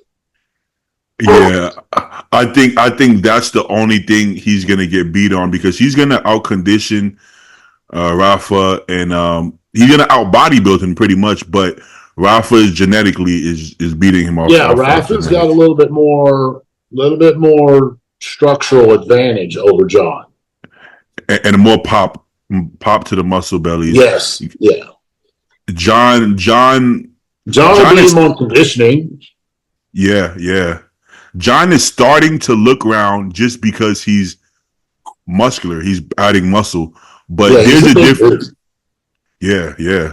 But there's a difference between genetically being round and just being muscular, right? There's a difference. Yeah, Rafa is actually really round and bubbly. So I mean, I think if John can crack top 10 this year, oh holy fuck, that would be a huge win, because the top 10 is fucking stacked. All right, let's see. I want to look at Samson. So where would you rate this out of Samson's best looks? So, when I first saw these videos come out on stage, I wasn't really that thrilled with it. But if you look at some of the other shots that he took, I think the lighting was a little off here on stage. And I might be wrong on that, but there was certain pictures or stuff that he had posted or somebody else had posted, but I remember seeing some shit backstage and I was like, that's actually pretty impressive. Fuad asked me if I thought that was his best look, and my initial reaction said no. But then after I looked at a couple of them, I'm like, man, he's not far off. I mean, he's still, maybe it was this one. Yeah, he looks very polished here. I think this is close, very close to his best ever, or possibly even tying it. But the reason why that's a good thing is because he's 2 weeks out from the Olympia. So Yeah. I think that's what makes it a good sign, because if it's even close to his best ever and he's 2 weeks out, that's a really good sign. Well, it'll I don't also think. give him time to look at his physique, after he pulled a little bit of water here, dry it out, and say, okay, yeah, that wasn't water. You still got a little bit more fat to go. It's time to work a little harder, dig a little deeper. And Exactly. See what's going I on. think taking this win is going to give him the motivation needed if he's willing to do it. And I don't know why he's not been able to be 100% conditioning, but like if he's willing to get to that level and go to that dark place, like Samson's the only guy right now that I could say that could shock us. Samson and Mhm. Andrew both. Let me take that back. Samson and Andrew Yeah, both could come in and upset Derek. Could. yeah. I don't think the I could see that. likelihood is great or high, but the possibility is there.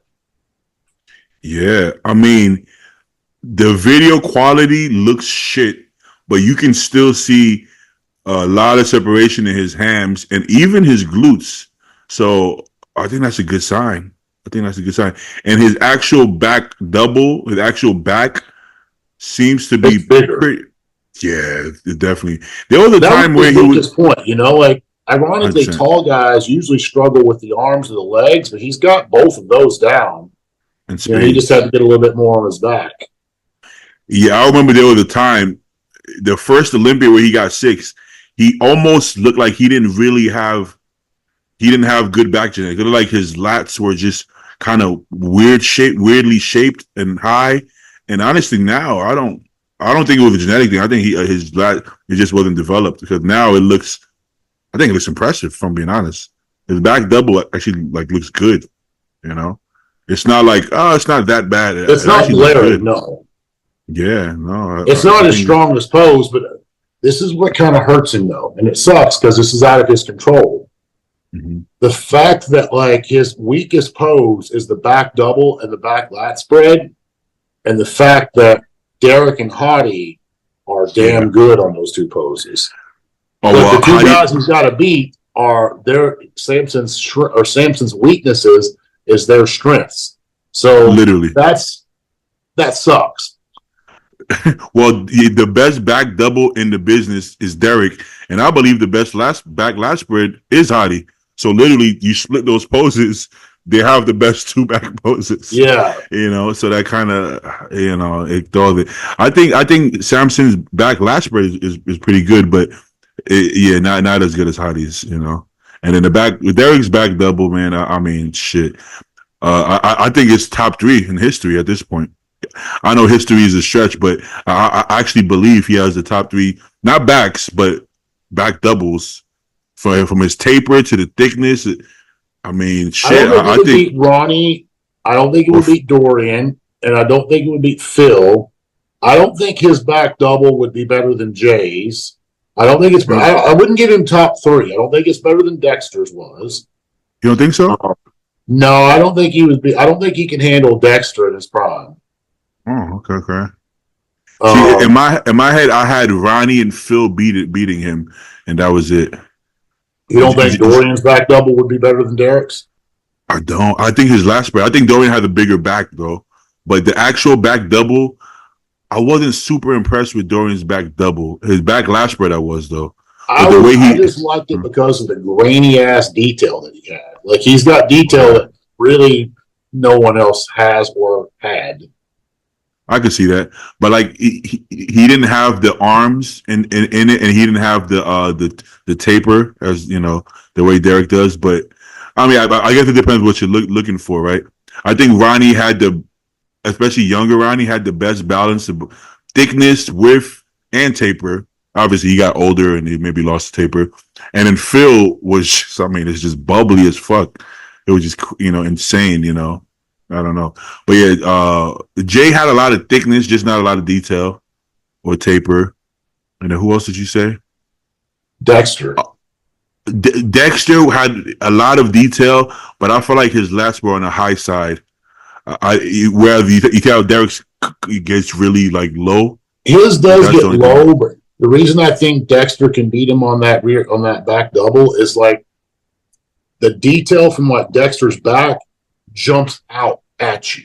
Like Okay. it's not like Derek is. He does have lower lats. I'll give him that, but I don't think it was a overall. I don't think it would be a better look that could have beaten the primetime Dexter. Now, when I say primetime, I'm very specifically referring to 2008. Yeah. Also, another guy that he didn't win an Olympia. He technically did. He just don't have the title, but that's Victor Martinez. He had a really good. The 07 Victor had a great silhouette. He was in shape. It was specifically like his lats. His lats were huge. He didn't have like crazy erectors or like mid back or upper back, but his actual lats, bro, it was honestly like ridiculous. Like he might have at the time he probably had the biggest actual lats. The way his lats hung off the back it didn't really make any sense. You know, he just had it was pretty insane. You know, like everybody has their strengths and weaknesses. Like, you know, like it's almost like what are you looking for in a good back? You know, and then back. Some people, just because you have a really good back double doesn't mean you always have a really good lat spread, right? It's like it can go. You know, okay. I wanted to pull up Brett as well. Bruno, but I find Bruno impressive. I feel like people maybe not so much. I feel like I hear people say, well, he should have lost to Presti, or nobody seems to give him a lot of credit. I think he's really good, actually. I think he has a lot of potential. I think the potential's there. He's got the structure, but I think with him, he still has gaps. You know, like he has size that needs to be added. Yeah. He was also in really good shape, but I think he could be even in better shape. Yeah, because I think that's what costed him when he stood next to Brett. Yeah. If you're going against Brett, I don't think you should flaunt your glute detail, and because he kept like showing like his side leg, and then I saw Brett's face when he showed his side leg. He kind of like, what do you mean? Like, I got way more detail than you. Like I saw Brett's face kind of like, what are you really showing off, bro? And like he turned around here, he's like, look at this, you know, like, all right, look at this. That's like trying to do a quad stomp next to Jay. Exactly. Not and smart. his glutes are hard, but they're not like crazy striated. I feel like the only people who should do that is like when Phil used to do that. It's like, well, holy fuck! But I don't think you should flaunt it. I think you should just hit the pose, you know, especially when you go against Brett, man. Yeah. You got to know who you're standing beside. Exactly. And then sometimes you kind of just want to hit the poses because you do too much movement. Sometimes it throws off the, you know, how it looks. For like maybe I saw things from a different perspective, but like every time I was on stage next to someone, I never worried about like trying to show like unimportant things. And the reason I say unimportant things is like if they say stack double bicep, I'm going to hit the pose as fast, quickly, and efficiently because I wanted to show them how much I want it. Like, hey, you want to hit a back double? I'm going to give you that back double. Here it is. And then hold it, get in the pose, hold it. While all these like people beside me, while they're doing their little fancy shit, I want to say, hey, I'm prepared. You called a back double, I hit the pose, here I am. Let's go. Exactly. Like that was the attitude that I had with it. I wasn't there to have fun. I was there to kick ass. Exactly. And listen, when Derek hits his back double, right? He doesn't have to like flaunt how shredded his glutes are. You can see that shit. Yeah. We can all see it, you know. He doesn't have to point it because it's like, holy fuck, the judges see it. Like I don't think the judges need like a tutorial to know what to look at. No, not at all. I mean, you can say all that stuff is great for your routine. Exactly. Like if you have something that's just very standoutish, show in your routine, emphasize it. You know, it's cool, man. You worked hard for that. Display it. I'm not knocking anyone doing it. But like when they're calling mandatory poses, get in the damn pose. Yeah, I would have to second that. You know, hit the pose. You know, I remember Flex Lewis. The most he would do is he would just stand there, relax from behind, and then just flex his glutes like super hard. That works because it's quick. It's not like a showboat kind of thing. It's just like holy fuck, like just so you can see it go from like no contraction to like completely shredded. Yeah. I think that's cool. You know, you could throw in some personality, but I don't think you want to get carried away. Like you said, if you're doing your routine and you're doing all of that, and yeah, come on, that's different. But I don't think mandatory. I don't think you need to do all of that. I think you could just hit the pose. You know. All right. Oh, you had Brett winning the show, right? Yeah, I had Brett winning pretty easily. All right. I don't think Bruno really challenged him. Like I'm not. It just is what it is. He didn't challenge him. That was Brett's show. Yeah, I would have to agree. Even though like they did a 2-man call out, they always have a final call out regardless. Yeah. Who got third then in that show? I don't know. Okay, so that would make sense that if they did a 2-man call out, because Bruno, even though Bruno wasn't gonna beat Brett, he was still probably far from the third place guy. So they probably figured they'd do that.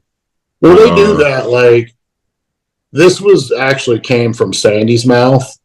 Mm-hmm. So when I won the Golden State, it was me and Michael Lockett in the call out. Now, I know I'm not going to like make Michael look fat because that's just not possible. I know. I mean, I felt like I could match him, if not better him on conditioning, but I didn't blow him away on conditioning. But I thought my size was enough that like I sealed the deal. But when they brought us both out for a second comparison to do a final call out, I was like, shit, man, maybe this is closer than I think it is. I need to be on my game. Mm-hmm. And Sandy actually told me, she said, I do this every show. She basically said, this is for the audience. She goes, we have you winning easily. Okay, yeah. Yeah, they still got it. They still do it. I mean, the only time I could foresee them not doing a final call out is say 2nd through 5th is like way off. And then you just have one guy who is murdering the show. Yeah. And very rarely do you see, when I say absolutely murdering the show, it'd just be like, imagine everyone at 80%, and then all of a sudden you got Mr. Olympia shows up. Yeah. And we don't see that too often. It also makes it kind of boring. Okay, I was at Texas. Okay, we all knew Andrew won. Even Jordan and Nate knew Andrew won. Like everybody knew Andrew won. Yeah, but they still did the 3-man call out. I mean, because well, you're gonna just send Andrew back in line. I mean, you could, but then that kind of it's not as exciting. A little weird, yeah. Yeah, kind of thing, you know.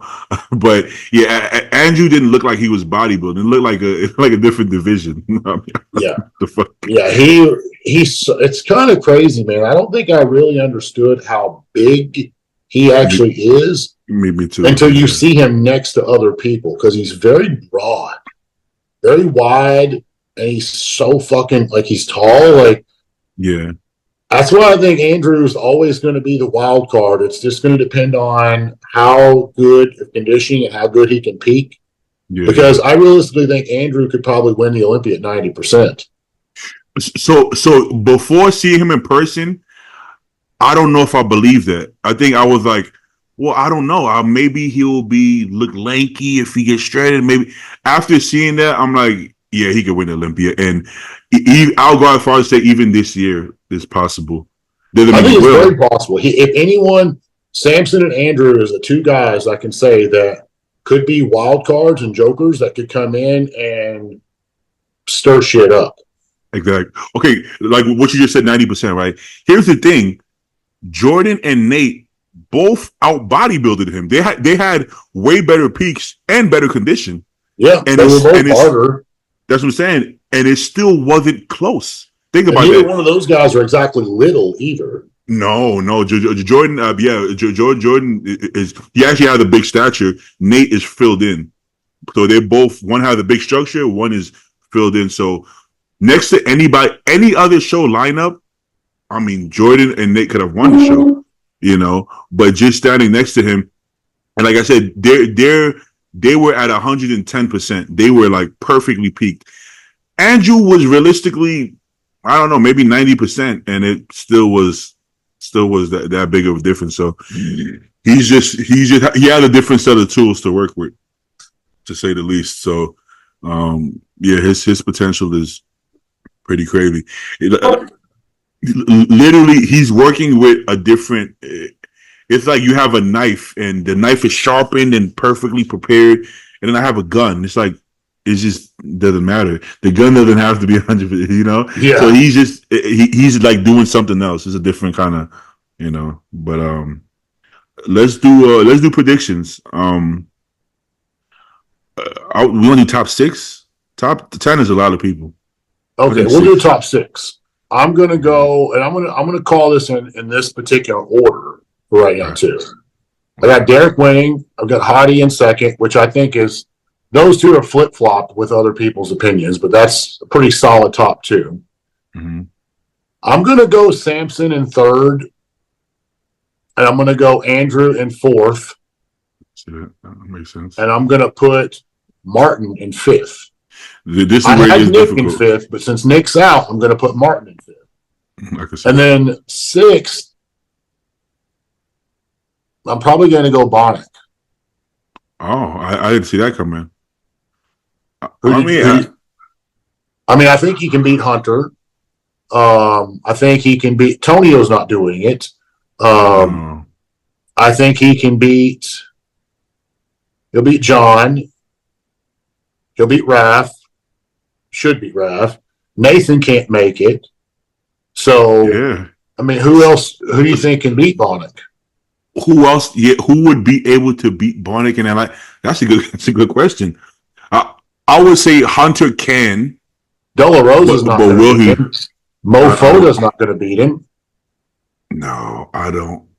Yeah, I mean that might be. Baruz, but he can't make it.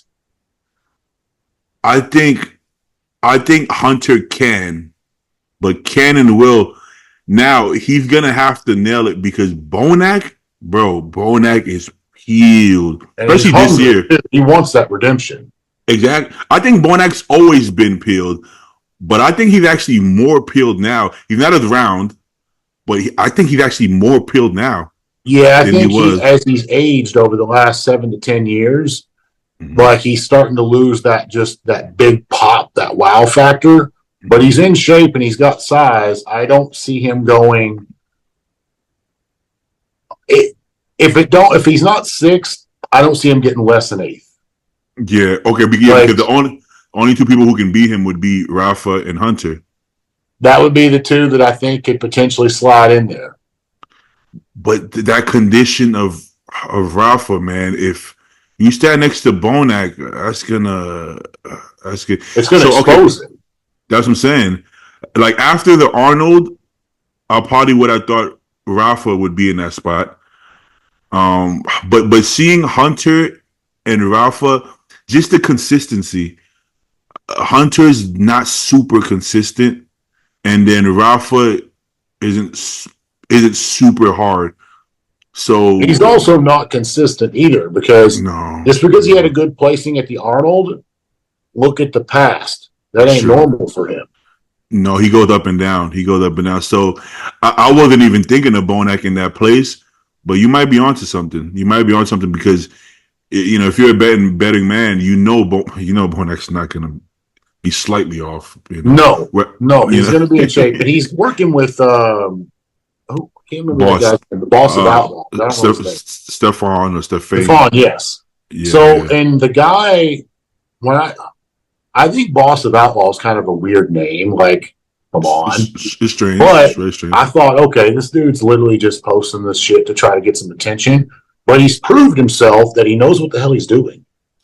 Exactly. Well, because with the coaches, it's always the flavor of the month. So in my head, I'm like, okay, I see what's going on. Everybody's gonna work with him now, and then everybody, and then he's gonna Everybody have one, knows shit, yeah. and he's gonna have one bad showing, and everybody's gonna be like, oh, like Milo. Everybody gonna be like, oh, he's a horrible coach now. I thought it was one of those, but I don't know, man. He's really bringing these guys in. So Yeah, now, he's doing good. yeah, I don't. So now I don't think it's a popularity. Well, he still is the flavor of the month, and that doesn't last. But I think him being a good coach is gonna last at this Yeah. point. But he's Well, you remember making when it happen. Patrick Tour, like, he nailed, remember that guy named Nicholas Bouliad?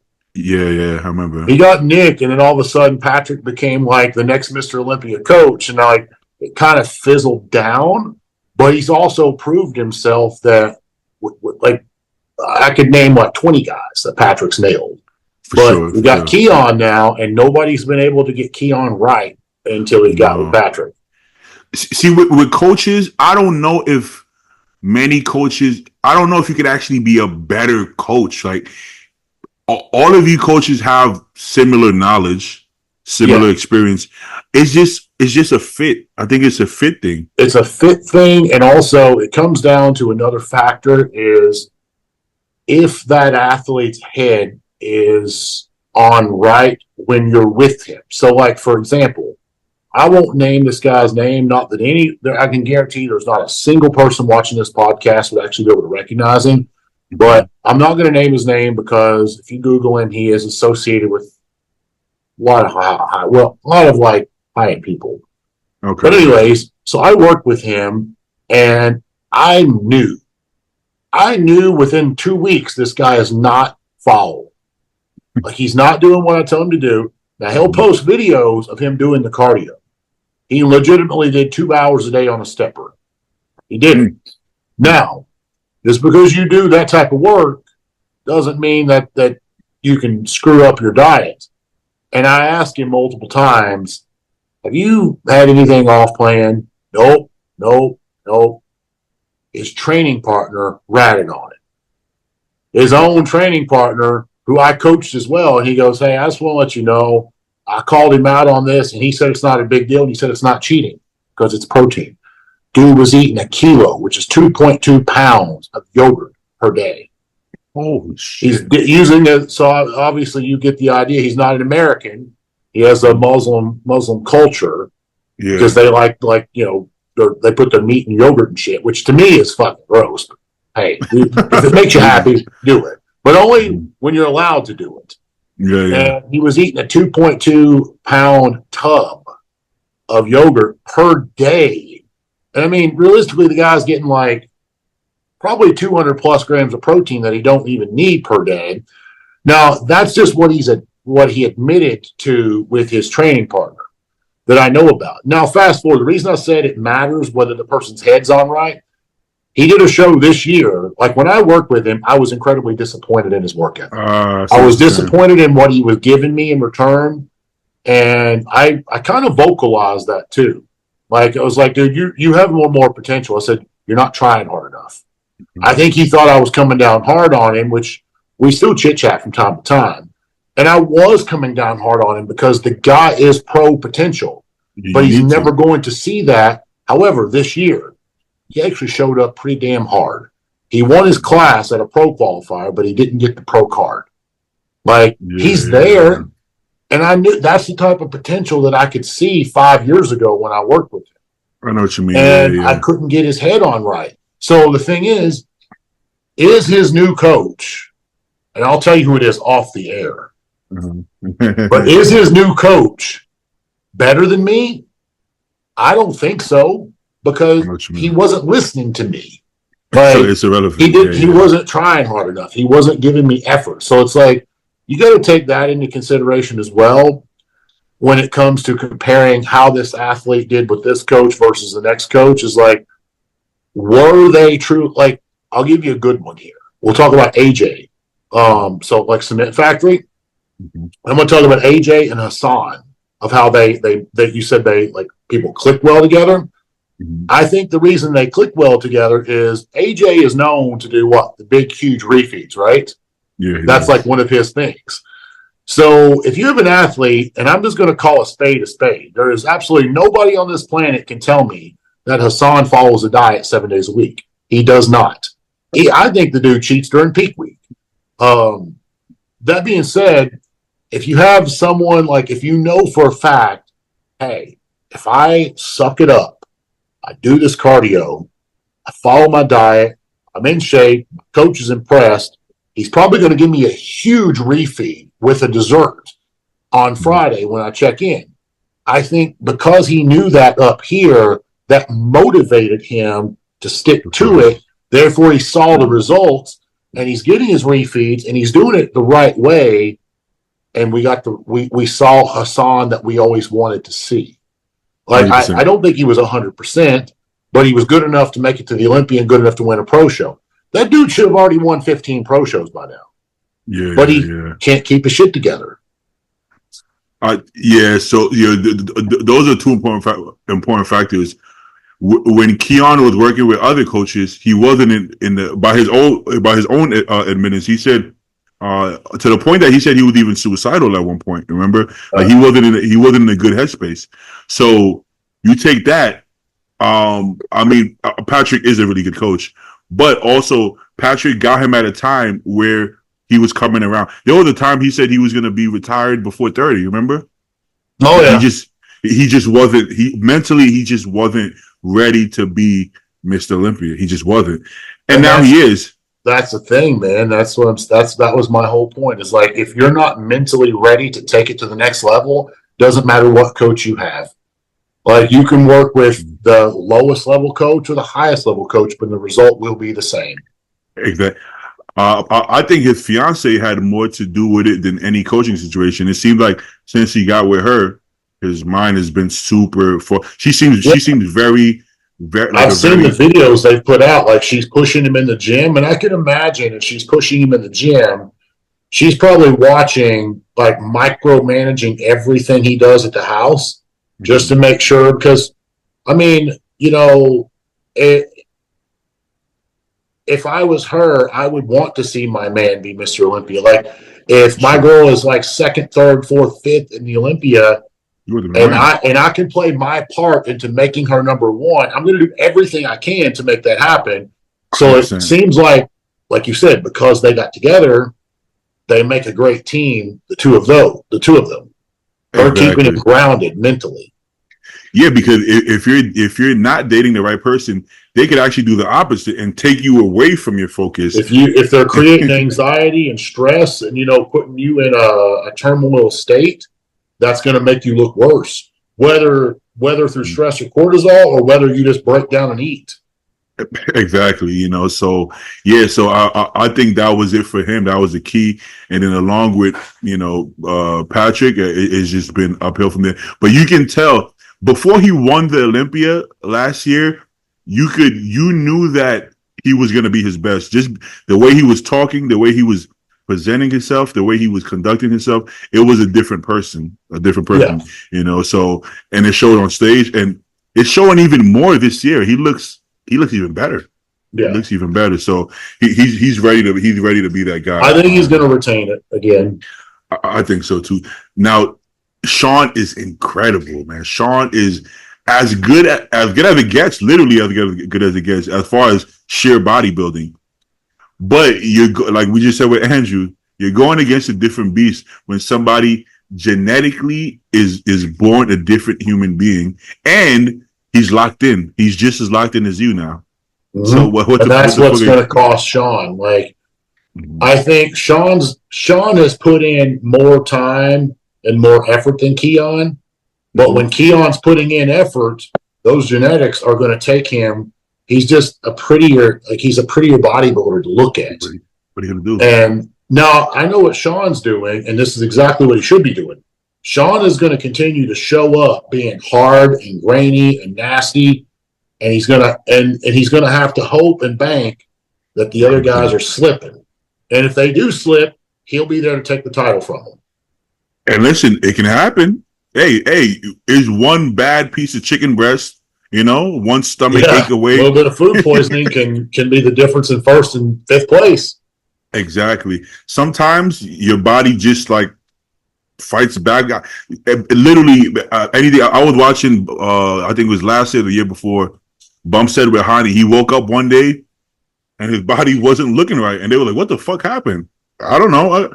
And Hani did some magic trick, and he got him on point. But shit like that happens. 1 year, Regan decided to shave. I think like the night of the show or something, or really close, and his skin just completely fucked up his look.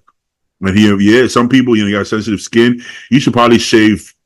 Shit, I shave. I'm also darker, so I can get away with it. I shave like 5-6 days out. I don't want any information. Depends on how quick the hair grows. Like for me, exactly. I mean, granted, I was using GH, which made my hair grow like crazy.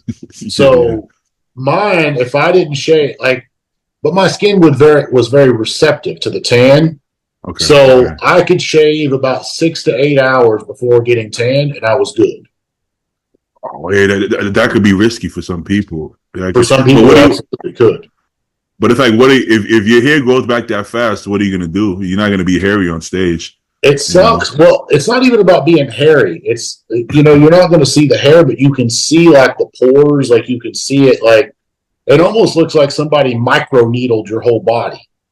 Exactly. Exactly. So, but it does suck when something like tanning, like you put forth an entire prep.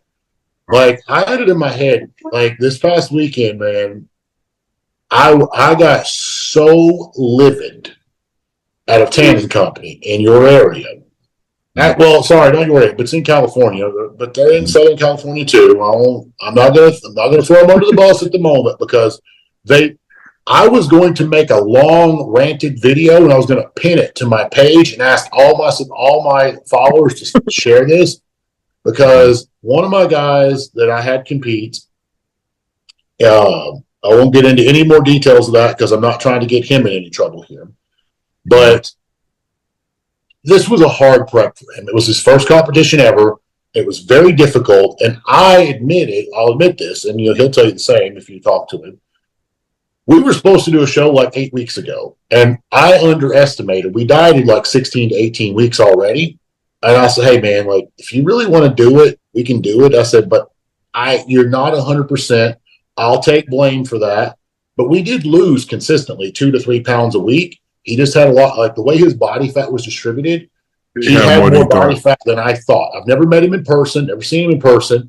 And I said, "Hey, if your schedule will allow," I said, "let's postpone, let's get you right."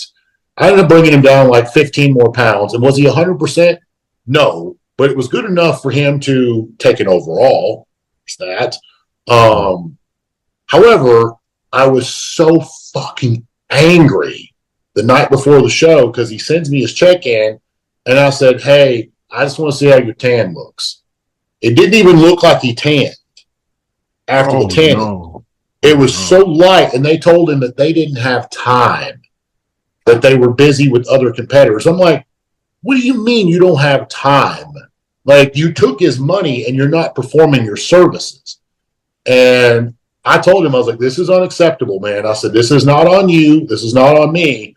I said, "But if they don't make this shit right, I will bury that company tomorrow. I will literally make so much of a stink that I was going to tag the promoter, which big time promoter too. He's not a small guy. I was going to tag Jim. I was going to tag Tyler. I was going to go off in this video and ask everybody to share it until something was done about that. It's not okay to be like, "Hey, sorry, man, we don't got time for you. You paid us, but we don't got time. We're going to take your money and give you some bullshit tan." But they did make it right the morning of. But the thing is, it's like, it sucks when you did all this effort. Like you're on point, your coach is on point, your airlines is on point, the hotel's on point, and you get screwed because somebody says, "I don't have the time." Yeah. I was watching Brett's vlogs. Was it Brett? Yeah, it was Brett's vlogs. And he had Martin tan him a few times before he tanned for the show. Just in case. Because bro, you don't know what you're walking into sometimes. Martin's white. So yeah, he needs that. To be honest, Martin, like, dude, if you ain't got sunglasses on, he's blonde. He's whiter than I am. Yeah. Yeah. I think I'm gonna start telling my clients, just buy some Protan and just do a layer or two. Like, if you're really white, just in case, because sometimes you leave it up to the friends. Jose Raymond, and he's Latino, so like he's not exactly like white. Yeah. But Jose, what he said he would do is, and he's talked about this like on air, so it's like not sharing any secrets. But like I think he said he put on 1 coat per day at 7 days out. But he would still shower and whatnot, but he's letting that tan dye itself into the skin.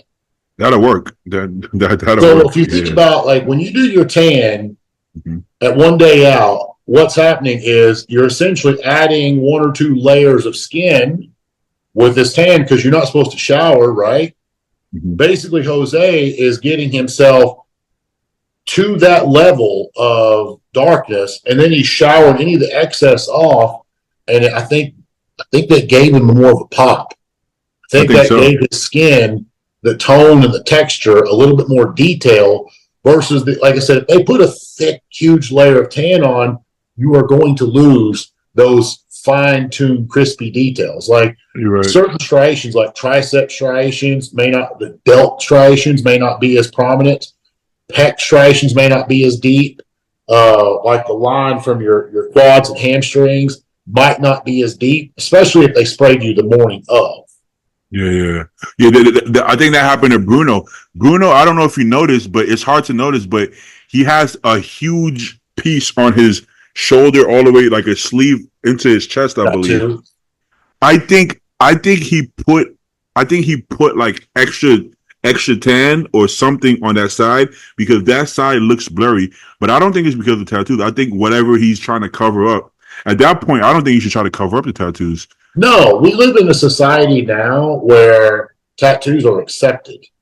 Yeah, I yeah. feel like 25 years ago, if you had like a full sleeve tattoo, they're going to hold it. If there's a Yeah. way they can hold that against you, they're going to. But now, like, I don't if you think got a it. face tattoo, get up there and flaunt the shit. It doesn't matter. Exactly. Yeah. So if anything, that's gonna blur it even more. You don't want thick. Like one of my boys covers his tattoos as well. He said there's like they have There is. like a pro something for that. And I'm like, It's I got to be honest. it I don't give. still does change. It does change the skin a little bit, like in a negative way. Yeah. Liquid sun rays, and I'm not throwing them under the bus because they were by far not even remotely close. There's not even a second place here, but they treated me very good and they got me right every single time. But they did have a product called Blackout, or I don't remember exactly what it was, but it Uh-oh. was a tattoo. They were the first ones to be able to like erase a tattoo on. And Mm. ironically enough, and Maryland has perfected this formula now. It apparently, Stan McQuay, right? Yeah, I do. Yeah. Oh yeah, he had a bunch of tattoos. Huh? Yeah, he's got a back piece. And the year he did the Olympia, Mm. like Maryland, this is why I love Maryland, because she admits her wrongs and she makes it right. Like she does everything in her power to make it right. But in this case, something backfired with either maybe it was a deodorant, maybe it was a body wash, maybe it was something to do with the fabric that he was wearing. Something backfired and Stan's back turned white looking. Ooh. Like, because they were trying to cover that back piece and it looked like they put white out on him instead. You So don't like she that. just said, like, she was mortified. She's like, this is a bad representation of me, my company. But she didn't, I don't know how she made it right to Stan, but I know they're still friends. They still get along. So she is the type that will go above and beyond for you. And guess what? That shit's never happened to any other athlete ever. She Yeah, made sure yeah. to correct it. While I feel like a lot of companies be like, he's an idiot, whatever, go on. Like, she wanted to figure Yeah. out why this happened to make sure it never happened again. That's smart. Yeah. But that was in like the initial phase, like the entry level phase of this product, almost like the testing phase to see if it Yeah. works. Yeah. But it's mastered now. So I mean, if anybody has tattoos, like I highly recommend the product because it's never fucked up ever since. Like she must Yeah. have went in and redesigned, reformulated something to make it right. I mean, listen, if someone's embarrassed of the tattoos, that's the product I'd recommend. I mean, well, I don't know why you'd be embarrassed of tattoos, because if you're embarrassed of it, why did you get it to begin with? I don't notice tattoos till somebody points it out.